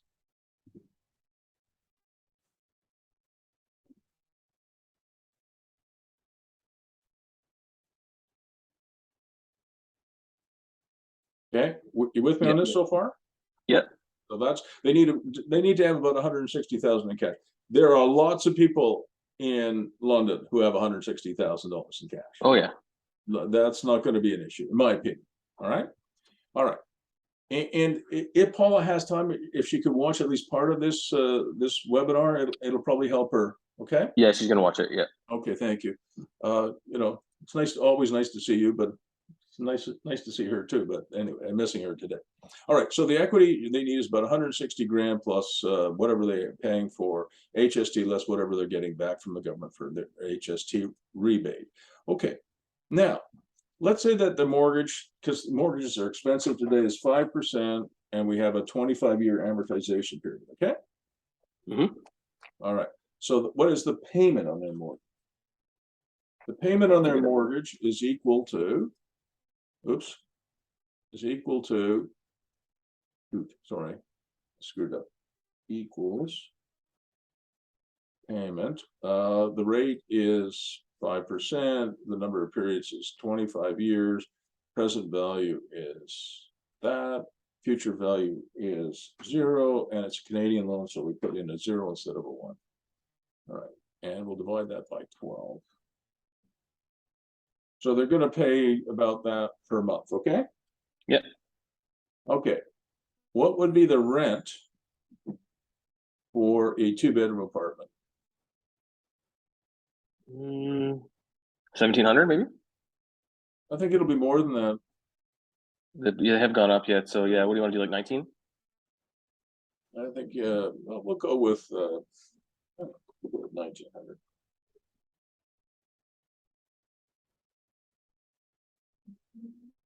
Okay, so cost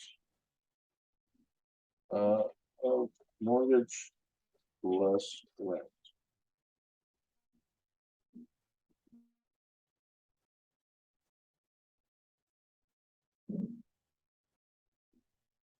you can see how much of a difference it makes, right? Mm-hmm. Yeah, Maybe huge. these guys, maybe they can go to their bank and get 4%. I'm gonna fool around with that. And I'm gonna go to 30 years just to make it look better.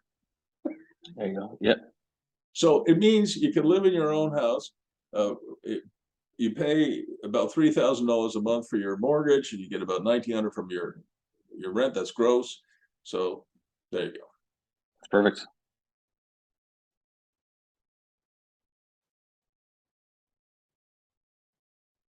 That's still pretty good. That is good. Yeah. And one of the things, you remember I talked to you about Phoenix Homes and their income series homes. Do you remember that? Yep. Yep. And I'll just boot that up here one more time.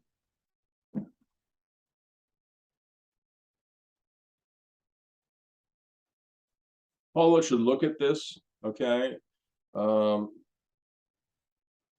telling you, if it's a rich dude, he's going to want the 2-bedroom apartment or the 2 or 3 microsuites in the basement, because he'll have children coming back, adult children coming back. Or he'll have, or she will have, lots of rich women these days, they'll have teenagers that drive them crazy. Hey, listen, you got your own ingress and egress down the basement, baby. Yeah, that's true. Yeah. I mean, trust me, when my boys were 16, 17, 18, they all had the basement apartment. I mean, because they like to play loud music and they like to have their friends over. For sure. They were up partying until 2 or 3 in the morning. I got to get up at like 4 or 5 in the morning. Like they're going to bed, I'm getting up. Yeah, that's right.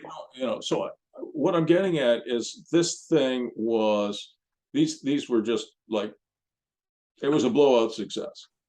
So I want you to be able to offer this upgrade. And if somebody doesn't want it, I would wait until I got a buyer, because you're going to make more money from the upgrade. For sure. Make about 100% markup on the upgrades and probably 13% or even less on the friggin' buildings.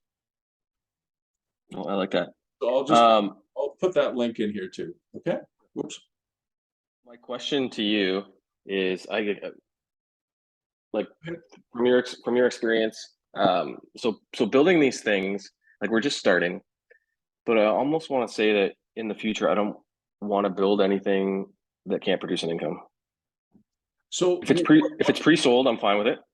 But this is going to be pre-sold. That you're going to. I want. No, this is great. Yeah, this is great.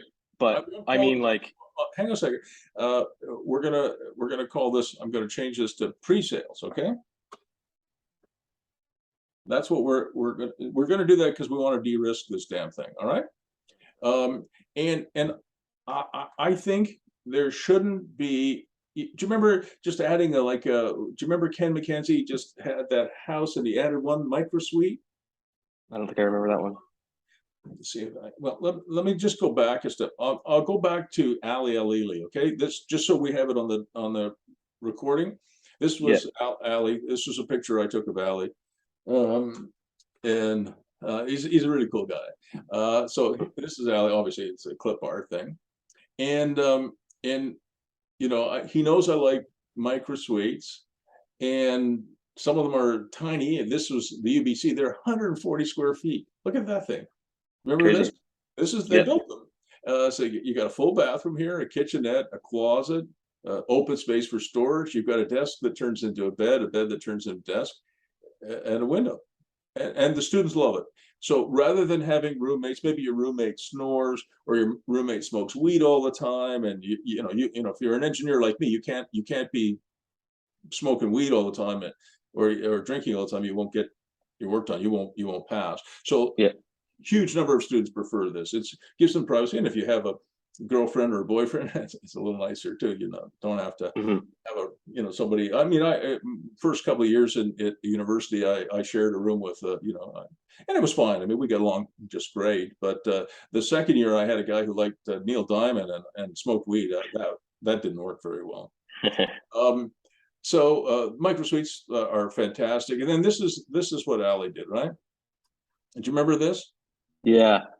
So you come down here, and the washer and dryer are to the right. So that's an independent Ingress and egress, very important, right? So that Yep. you don't have to troop through the house, main house, to get into your microsuite. So you come down here from the outside, you hang a right, you've got stacked washer and dryer, hang a left, you've got a full kitchen here.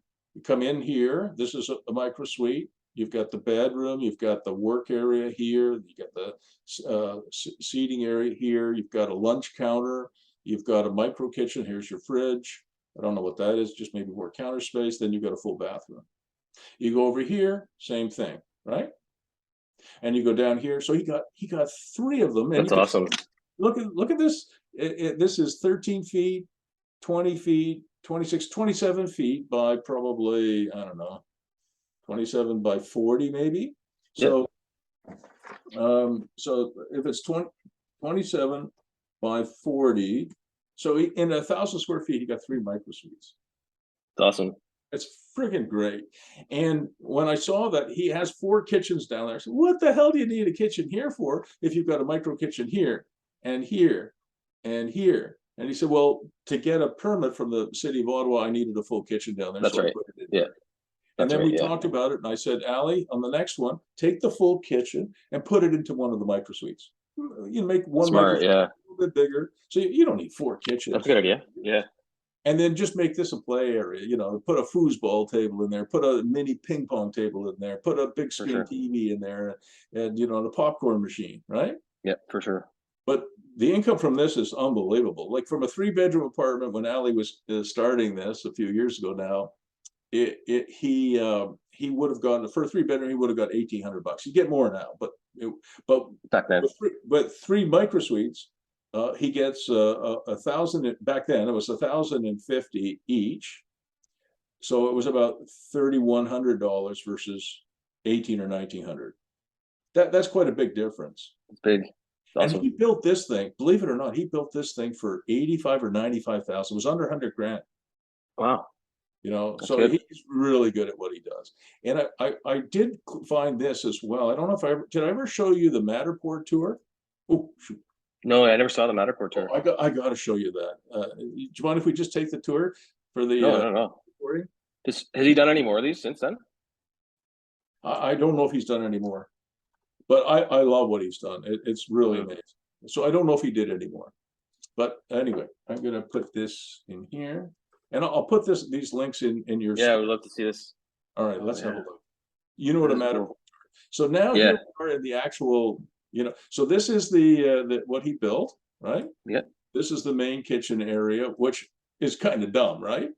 That he's got an extra kitchen, but it has been a phenomenal success. And don't forget, you know, again, you have a micro suite, which you'll see in a minute. You can lock the door, so if you have a girlfriend or boyfriend, whatever, partner, you can have some privacy, and also, you know, you have your own micro kitchen in there. So if there's some beer in there or leftover pizza, you know, it's your roommate's great, right? So let's go in this room here. So now look at the size of the windows. Very nice. Very nice. There's your micro kitchen. He's got an armoire, which I like. It's not quite as intrusive as you know, and you know, it's very basic. I would have a toaster oven rather than a toaster. My wife and I, when we were young people, we had you know, a small kitchen in our apartment, and we had a nice toaster oven that works on 110 volts, so it's legal. And she could cook like a Christmas turkey in there. She's amazing. Yeah, what's the deal? I was talking to Paul about this last night. Like, so you have these self-contained units that are totally legal, but why can't you just provide them with, I guess, oven? Like, what's the deal with that? Well, you know, every city has rules. So it's like, you know what, the kitchen had to be on 110. Yep. But obviously the main kitchen was on 240, right? Or 220. Yeah. All right, so there you go. So just make sure you look at the size of the windows. Very nice. Little seating area there, work area. And then let's go into the bathroom. Oops, go through the door. These Matterport tours are cool, eh? I like them, yeah. Have you ever used one? I don't know if we've ever used one to sell a property or not. So the one thing I wouldn't do, another change I would make here, I told Ali this is, I wouldn't put a bathtub in. I would have just a shower. Straight shower. Yeah, You know, same. a nice look. I mean, I like this, but I would have a nice looking glass door shower. When was the last time you took a bath? Yeah, I just use it for the kids, right? So Yeah, yeah. I don't think these are all professionals, right? 100%. Yeah. And so today he gets $1,600 each for these. That's crazy. Is that Ottawa too, or no? It's Ottawa. Yeah, this is Ottawa. I should have mentioned that. All right, so let's go to the next one. We'll go over here to the next one. Are you sort of following what I'm doing here? Yeah. So we're going in here. Again, good sized window. There's your micro kitchen, right? Oh, that's a bit bigger. That's nice, eh? I don't know if it's any bigger, but it might be. And then let's go in here. Oh, go through the door. Oh, there we are in the bathroom. And again, I think a nice shower. I don't like shower curtains, you know, they're kind of yucky. Yep. So I would have a shower there. Again, I just don't see people, you know, having baths all the time. So that's one microsuite. And then the next one, the last one that I haven't shown you yet is actually, I think, the nicest. So I have to march out here. You understand what I'm doing, right? Yeah. I don't know. Can I go in here? Okay. I guess that's just a cupboard under the stairs. All right, so back out here in the sort of common area. And again, this would be a hell of a lot nicer if it was just a place where you had a couch and you had a foosball table. For sure.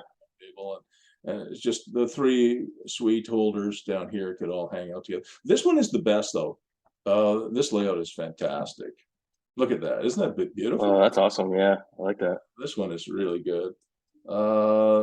All right, so come down here. This one is the best, I think. And then here's your bathroom. Again, look at the great windows here. And again, the only change, so the only changes, I think it's fantastic.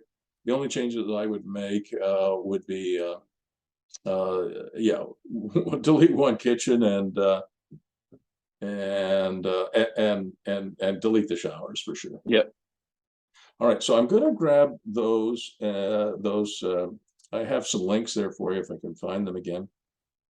Where were they? Oh yeah, here we are. And I think he's got some other stuff here, so I'll just put them in your spreadsheet. All right. Thank you. So you'll have them. So I am quite confident that I don't like this. I'm quite confident that if and you've got a great realtor, Paula, for sure, that you put them up for sale and they will sell, and they will sell with the you know, with the upgrade. Yep. No, I like that. It's great.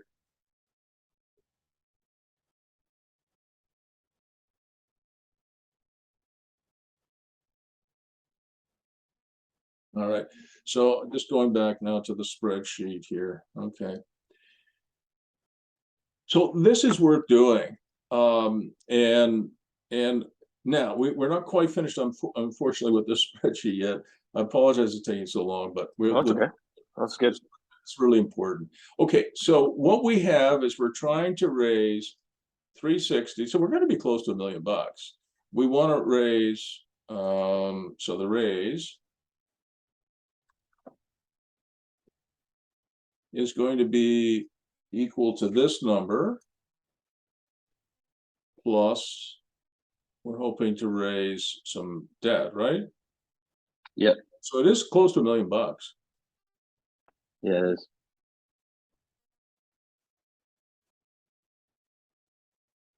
All right, so that's for Dalkeith. This is for that, and this is for both. Okay, that's what we're trying to do. Now, what I would suggest is the we want I'm going to say 10 investors.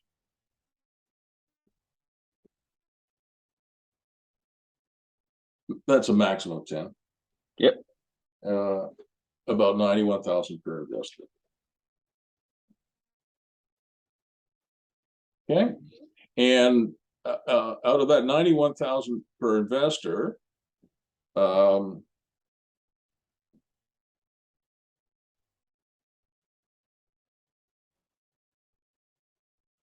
is equity in Dalkeith. And then we have this minus that, which is debt in that. So that's about right. It means that people are putting about 60 grand in to buy a piece of the existing duplex, and they're loaning the project 164. So it means that within a year, maybe two, but hopefully a year, they get the 36,000 back, and they leave their 59 grand in long term for. That's right. Dalkeith. All right. So that's what we're trying to do. Cool. All right. So that's what we're going to ask each party to do. Now, we should try and find some sweeteners. That just means like stuff that's kind of cool, right? Yep. And one of the sweeteners what we've talked about is that they have the right to participate in other projects. Yep. So one of the sweeteners is this. Okay. So they get an option to purchase, right? To participate in other Jake and Paula deals. But is there something else that we can offer them that's cool? Like sometimes what you would do is you'd offer them, I don't know, a free stay in the Airbnb at Dalkeith or something like that. Yeah, we can do that. Okay. For sure. What is that Airbnb unit? Is it a 2-bedroom unit? Yeah. So we're going to give them 10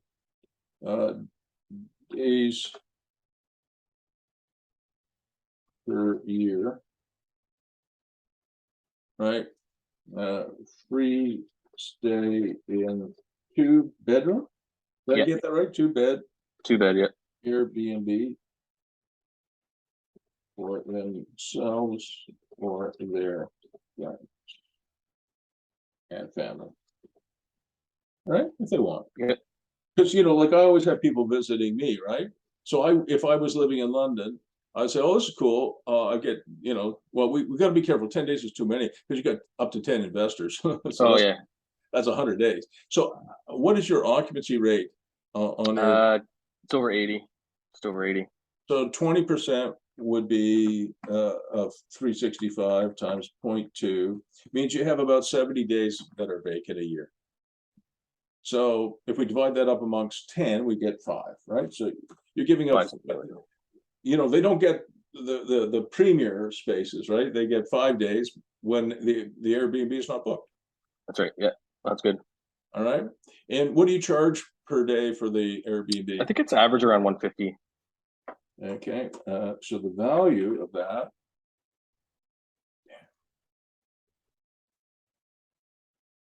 is $150 per night.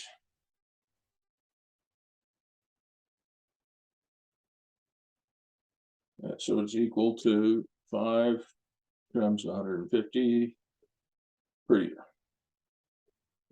So they get another $750 a year in value. Yep. That's good. That's good. All right. So there you go. I'm going to send you this spreadsheet now. I think that's enough. So you got a lot of work to do here. Yep, I do. All right. So let me just send it to Jake. Partnerdevelopments@gmail gets to you, right? Yep. All right. So let's go raise 900 grand. Let's do it. All right. Let's get it started. Webinar, Jake and Paula. I better make sure yeah, I'm good. All right, it should be on your email any minute now. Thank you. So while we've been talking, I got 36 more emails. God damn it. Oh, really? Yeah, you're busy. All right, so we've dealt with that. Start pre-selling them. I know what I'm doing in terms of breaking down the price like this. Like when Phoenix sells it, went through the same process. Here's the base price. here's what you're paying for the income suite. So they broke it down into two pieces, right? But they didn't sell any of the income suite homes without this. So even though you're breaking it into two, it's kind of really, it looks like an option, but it really I see is. what you're saying. I see what you're saying. Yeah. Okay. Yep. It's really important because people go, oh, at 685,000, whatever it was for the house, I can afford that. And then the right answer when Paula says, well, you should take the option as well. I mean, it's fantastic. You know, it costs you at least 130, maybe 150 to do it yourself. We'll do it for less. And it's not just you know, the fact that you can buy for this upgrade from you guys. It's also the aggravation and the time it takes you to do it yourself. 100%. Yeah. I have clients who say, "Oh, I'll do it myself," and a year and a half later, they're still frigging around with the damn thing. Oh, for sure. Yeah. Oh, and you know, you go down and you see it. Yeah, the contractor. Yeah, he didn't. He's coming back any day now to put the friggin' the pony panel in. So they don't have power. Yeah. You know, 15 months have gone by. It's ridiculous. Yeah. People are amateurs. You're a professional. So I would not sell these units without that because you'll make a lot more money, at least some more money that way. For sure. All right. Awesome. So before we break for the day, what else is up? I think that was the main thing, and then I just sent you some stuff that I was interested in. We can talk about. So I am an expert at in the rooming house business, and I came up with a name for you. It just popped into my head. Oh yeah, that's right. Yeah. What is it? I hate it, but because you're active in Florida and in Ontario, I wanted to call it. I mean, again, you don't have to do anything, but I wanted to call it Amigo Suites. I like it. Paul and I like that because Paul and I were thinking of like we got to call it something not. Oh, you're not those calling names it are terrible, right? No, it's terrible. House, you have a room. You don't even have a bathroom, right? So your rooming house will be microsuites. That's it. Yeah. Absolutely, 100% microsuites because so it's not a rooming house. You know, rooming house is literally that. But just because I've got you, I'm going to show you some of the stuff that I've worked on because I prepared cool. for you, and I got to show it to you. Yeah, I appreciate that. And where are the pictures? Well, maybe it's here. Just give me a sec here. Yeah. So so this is one of my clients is building this project, and it's quite good, I think. Well, that's cool. Where's this one, Bruce? Yeah, this one's also in Ottawa. This is Tayler LeBlanc. This was the preliminary plan, and it's 100% microsuite. So it's Amigo Suites. All right. Like it. And you can see what's very, very important is that on any microsuite, having access to the outside is extremely important. So everyone has a balcony. You can hardly see it here, but you'll also notice that for the lower level, we have the microsuites in the basement as well, but it is a manufactured walkout condition. You remember I've talked about that? Yep. So this is actually, you know, kind of gives you a lot more light. And this is just the site. It's not a big site. It's only it's not big at all, eh? It's 50 by 100, so it's only 5,000 square feet. This is the site here, right here. What did he have to rezone it, or what does Ottawa think about? He had the right zoning. It's an R4 zoning. Okay. All right. It's close to the University of Ottawa because these microsuites do much better when they're close to hospitals, military installations, and universities and government buildings are gold. Yeah, for sure. All right, so you can get from this location to the University of Ottawa on your bike in 11 minutes, which is very good. A lot of these kids ride their bikes. This is the pedestrian bridge where you can also take your bike to get to the University of Ottawa. It's beautiful.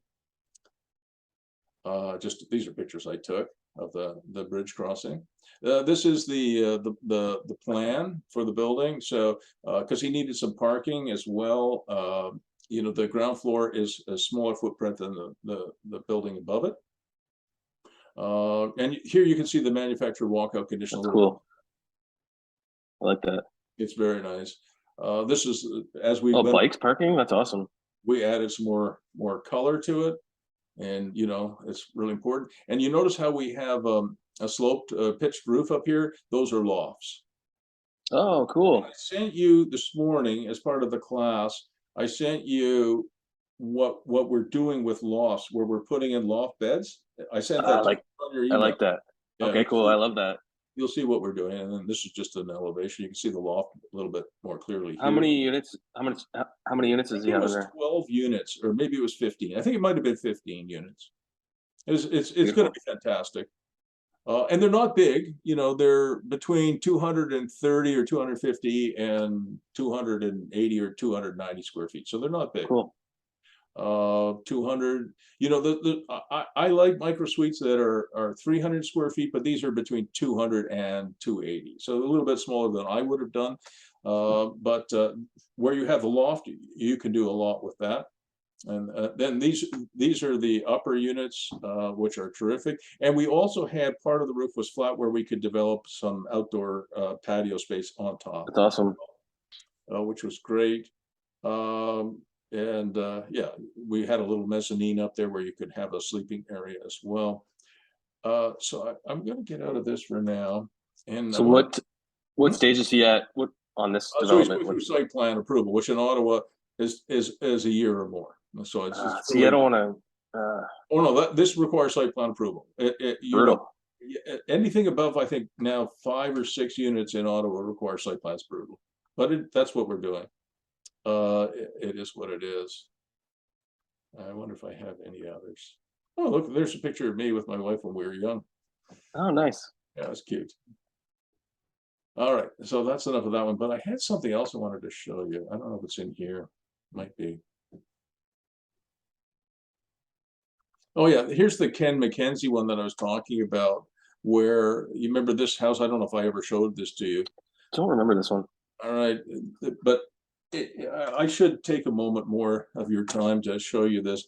So Ken and Natalie were in their 50s when they decided to retire, and this is their principal residence. And Ken and Natalie were wondering, can we do anything with it? And you know, in the way of animation. So keep your eyes on this glass wall here and this balcony here. So when you go in that glass wall, this is a picture I took in this direction. This is a picture I took in this direction. And this house is a split level, multi-level house. And turns out they have 2 living rooms.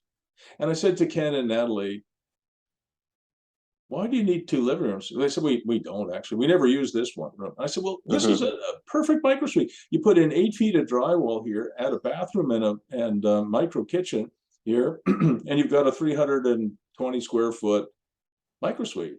What's really cool, this is, you can sort of see my shadow here, and there's Ken standing next to me. This is the door. They don't even need to put in another door. This micro suite already has access to the outside right here. Perfect. Yeah, and it's awesome. Out onto a porch here. Beautiful, so, yeah.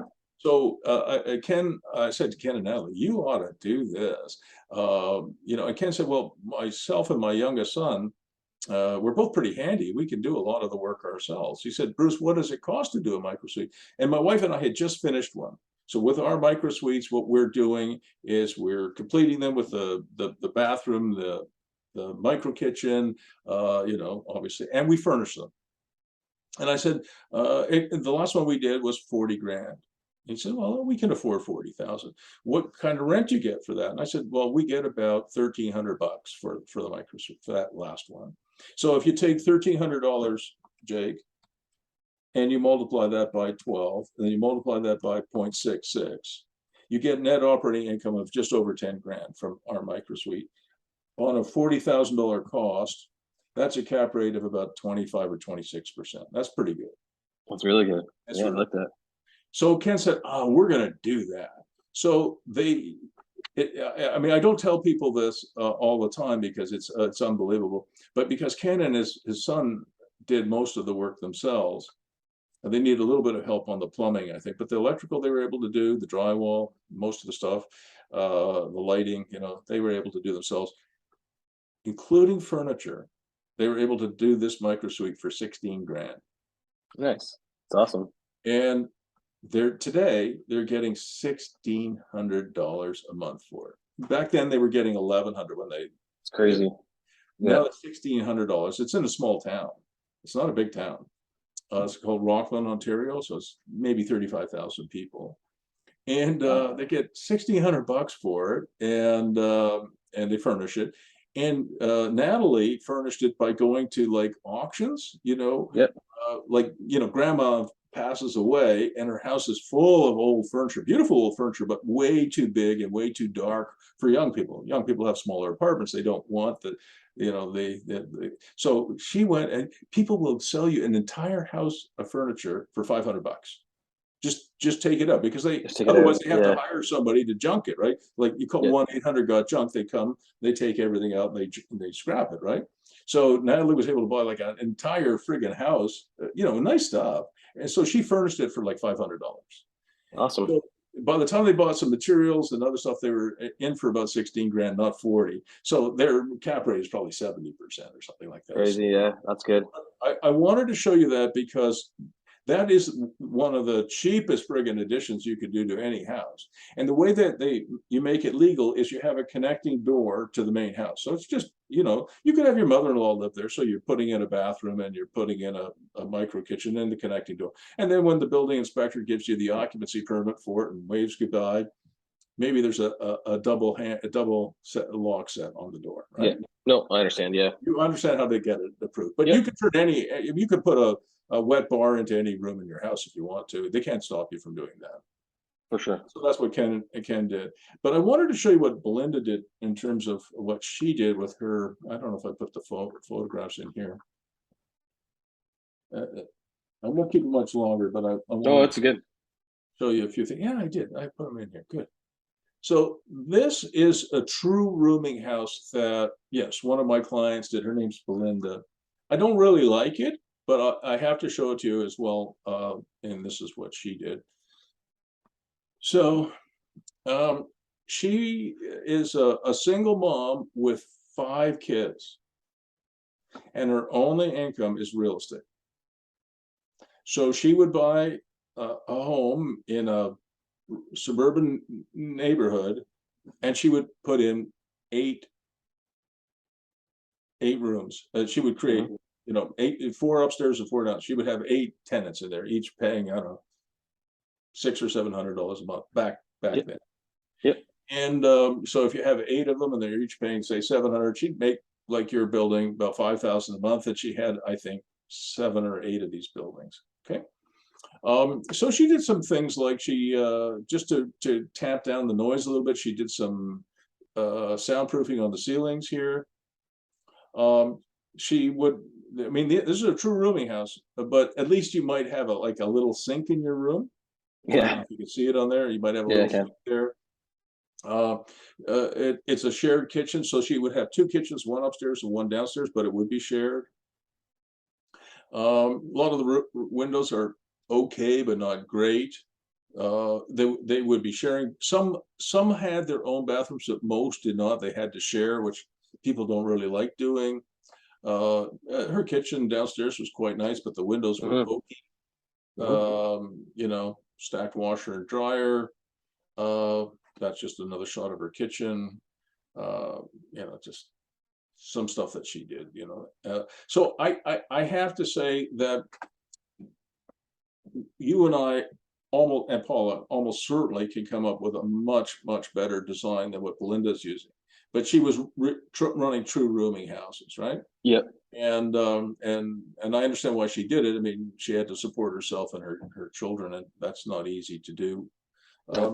But the other thing I wanted to point out to you in terms of here's the loft bed. I got to show you this too, just because I should. Put it on the recording. This here is about a 14-foot ceiling height here. Can you see it okay? Yep. And it was a condo owned by a client of mine. I don't really like condos because of condo fees and occasional special assessments. And he was losing money every month on this thing. So he said, what do I do to animate a condo? And I sent this to you and everybody else this morning. I said, well, there's not much you can do. But when I went down there, I realized he had tremendous ceiling height. So what we did was we talked about creating sort of a loft inside his existing condo, which he did. So he built this, or he had a contractor build this piece that you can see here on the left-hand side of the screen. Can you see that okay? Yep. And the way he was able to do it without the condo board giving him royal hell was it's a piece of furniture. It actually is a standalone thing. It supports itself. And up there, you go up there. He calls it the hideaway. You've got a little sleeping area. You've got your own, sort of internet and Wi-Fi, smart TV up there. And then he did something I really don't like, which is he built drawers into the stairs, which is a terrible idea because if you forget that you've opened a drawer and you're starting to run down the stairs, you're going to kill yourself. Right? Yeah. And I've seen this done before, but instead of the drawers coming out like this, they come out the side. Oh, okay. That's much better. He should have done that, because then in the middle of the night, it doesn't matter if you left the drawer open, you're not going to kill yourself. All right. And then you can use the space underneath, which he does, for an entertainment area or work area. All right. So that's pretty cool. That is awesome. What's really interesting is what happened to his rents. He went from $1,100 a month to $1,650 because it went from being a studio apartment to being a one bedroom. And his rents went up by $550 a month. And his cap rate on this particular piece of furniture that he created was about 30%. So it's pretty good. That's awesome. And he doesn't lose money. And then I think there's some more pictures down here, yeah, like those ones are nice, eh? Yeah. Like that one's cool. This is cool. Look at that. Isn't that cool? Oh yeah. Here's another one. Look at upstairs here. Upstairs in a loft. Isn't that fantastic? Here, this is very simple. It's really bunk beds. Here's another one. Oh, that's beautiful. Yeah, they're fantastic. Here's one I like as well. Up here, you go up there. Look at what people are doing. They're being very clever. This one I think I showed you once before too, and we're using it in one of my buildings where we're building a sort of a stage, and you can put the bed rolls in and out underneath. Can you see that, Jake? Yeah, that's awesome. Yeah, it is. There's some really cool stuff there. So that should be on your email as well. All right. So write down, so you don't forget, Amigo Suites. And there's one last thing I wanted to show you. And I think I sent this to you, but maybe I didn't. So I'm going to, yeah, maybe I did. Yeah, I sent this to you by email, but just so you have it. Do you know who Adam Newman is? No, I don't know the name. Did you ever hear of WeWork? No. So WeWork was a co-working space that Adam Newman founded. And at one point it had a valuation of, I think, 12 or 14 billion dollars. It was incredible.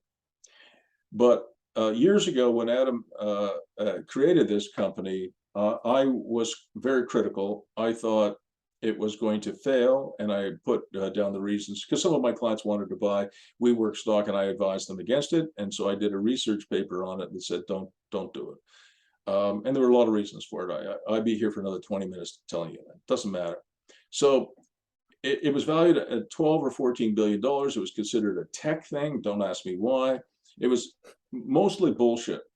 Adam is full, he's one of those guys, all hat, no cattle, or 20 pounds of bullshit in a 10-pound bag. He's a BSer. Guess what?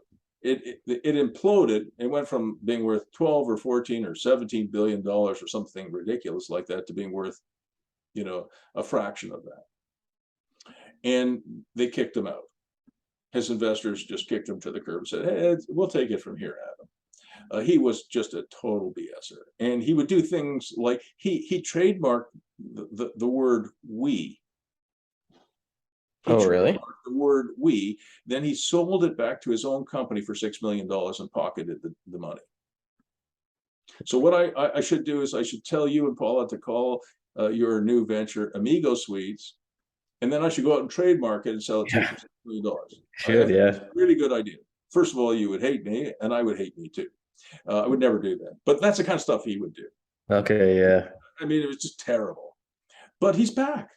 And to be honest with you, So he's created this thing, and it's on your email, and you should look at it, and so should Paula. He just raised 350 million from a venture capital firm, Andreessen Horowitz, and I hate the name of his companies. And this one's called Flow. It's beautiful. And what it is a branded rental experience. And they manage their own buildings, but they also manage third-party buildings. All right. Okay. And I sent this to you. The reason I say this is that if you're serious about creating, Amigo Suites, I better put that in here so I don't forget myself.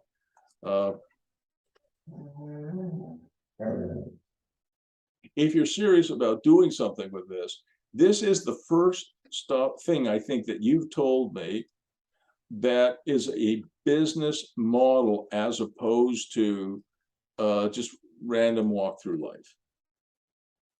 Okay. I would agree.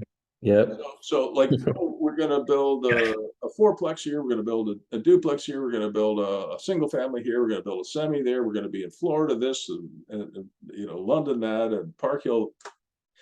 Listen, I understand. I'm accusing you of a random walk through life, and look at my career. Hockey guy, professor guy, developer guy, on and on and on. And I built office buildings and shopping plazas and subdivisions, and now I got a coaching practice. I mean, what the hell am I talking about? But what I've said to you before, when we first started coaching, is that the people who make the most money, Jake, are the people who have a business model and they crank out sausages, right? Every Amigo Suites, pretty much like every other Amigo Suite. And you've got stable investors who say, I love Amigo Suites, and I'm putting my money in Amigo Suites. And for the next 20 years, you and Paula crank these things out, sell some of them, keep some of them, but even the ones you sell would still retain the branding. Yeah, I like that. And you're exactly right. Like, I don't know, still kind of new to everything, right? So we're trying to figure things out, and like, we'll do this. But I mean, I actually know you and I and Paula, the three of us, could design something that is fabulous, and I looked at the videos you sent me, and I thought they were okay, but I think the stuff that we've talked about more recently on this call is actually better than what they're doing in northern Brisbane. Yep, I agree. You and I could come up with, Paula could come up with a design that would knock their socks off, a pro forma that would be off the charts, and then you go out and build 1,000 of the damn things. I like it. And that would be worth $1 billion or $2 billion. Yeah. Or I like it. 5 or 6 billion, I don't know. But you would have to be passionate about it, and you'd have to stick with it. And one of the things that people who have a business model that they believe in do really well is when people come to them and say, we ought to do a golf course subdivision. You go, that's interesting. No. Yeah, I agree with what you're saying, and it's one of the things I not really like about myself and the direction we've gone. We kind of, like you said, like, oh, let's build a single family here, let's do this, let's do that. You're all over the map. I get that, and that's fine. But if you want to make your life a little simpler, and you want to make a bit more money a little easier than what you're doing now, then you need to find a business model that that is really good, which you have. Amigo Suites would be fantastic, in my opinion. You have to be passionate about it, and your instincts have to say, yeah. So your head, your heart, and your gut have to all be in line. But if you and Paula say, look, that's the direction we want to get to, then we'll get there. I mean, it's a transition. You can't just get there in a day. So you're going to do these semis, and you're going to do all the other cool stuff that you're going to do them and make some money. But if you're going to do Amigo Suites, let's do one project, make it a huge success, and then you can do 10 more, and then you can do 100 of them. I like it. All right. All right. Anything else before we break? No, that's good. Thanks, Bruce. Appreciate it.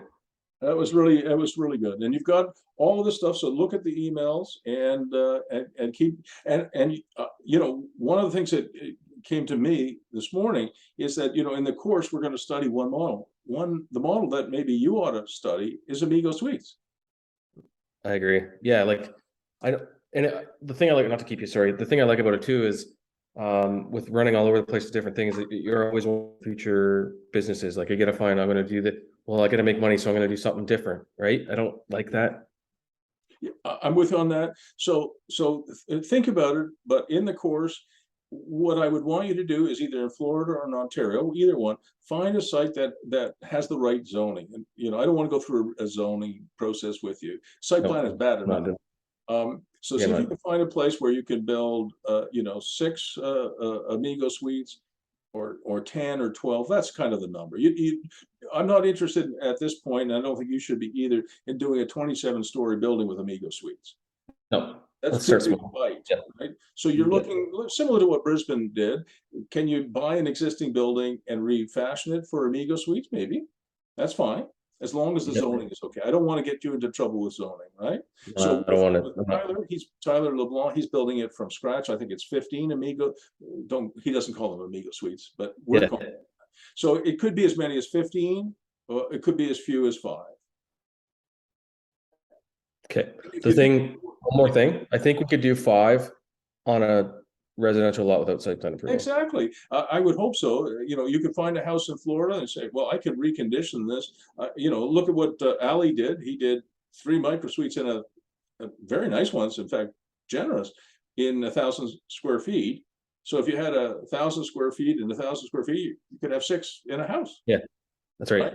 But we're going to brand it, and you know, Paula's good at that, and she's got an art to her, which is really important. And so we could get an Amigo Suites done super quick. Let's do it. If it's a reno. So what I would want you to do for the course, though, is identify a real site. You know, where you say, hey, listen, we could buy this house and reno it and brand it Amigo Suites. It would be a fantastic project. And that's the kind of thing where after you've done a few of them, you know, after you've done maybe 3 or 4 or 5 of the damn things, then we can go out and do what Newman did. I'd rather back Paula and Jake with $350 million US than that crazy man, Adam Newman. The only person who makes money, if you do a deal with Adam, you know, he has all the money and you have all the costs. Right? Do you understand? Like, you cannot trust that guy, in my opinion. I've been very critical of him for a long time. And for a VC firm to give him $350 million, their ROI on that is going to be negative. It might be, in fact, he might destroy the entire value system. Crazy. It's crazy. So if I gave $350 million to Paula and Jake to develop Amigo Suites, I'd make a shit ton of money compared to giving $350 million to Adam, who will blow that money. Yeah. All right. I'll put this on YouTube, and it'll be on your email in a little while. Thanks, Bruce. Appreciate it. Lots of work ahead, though. Yep. All right. Ready.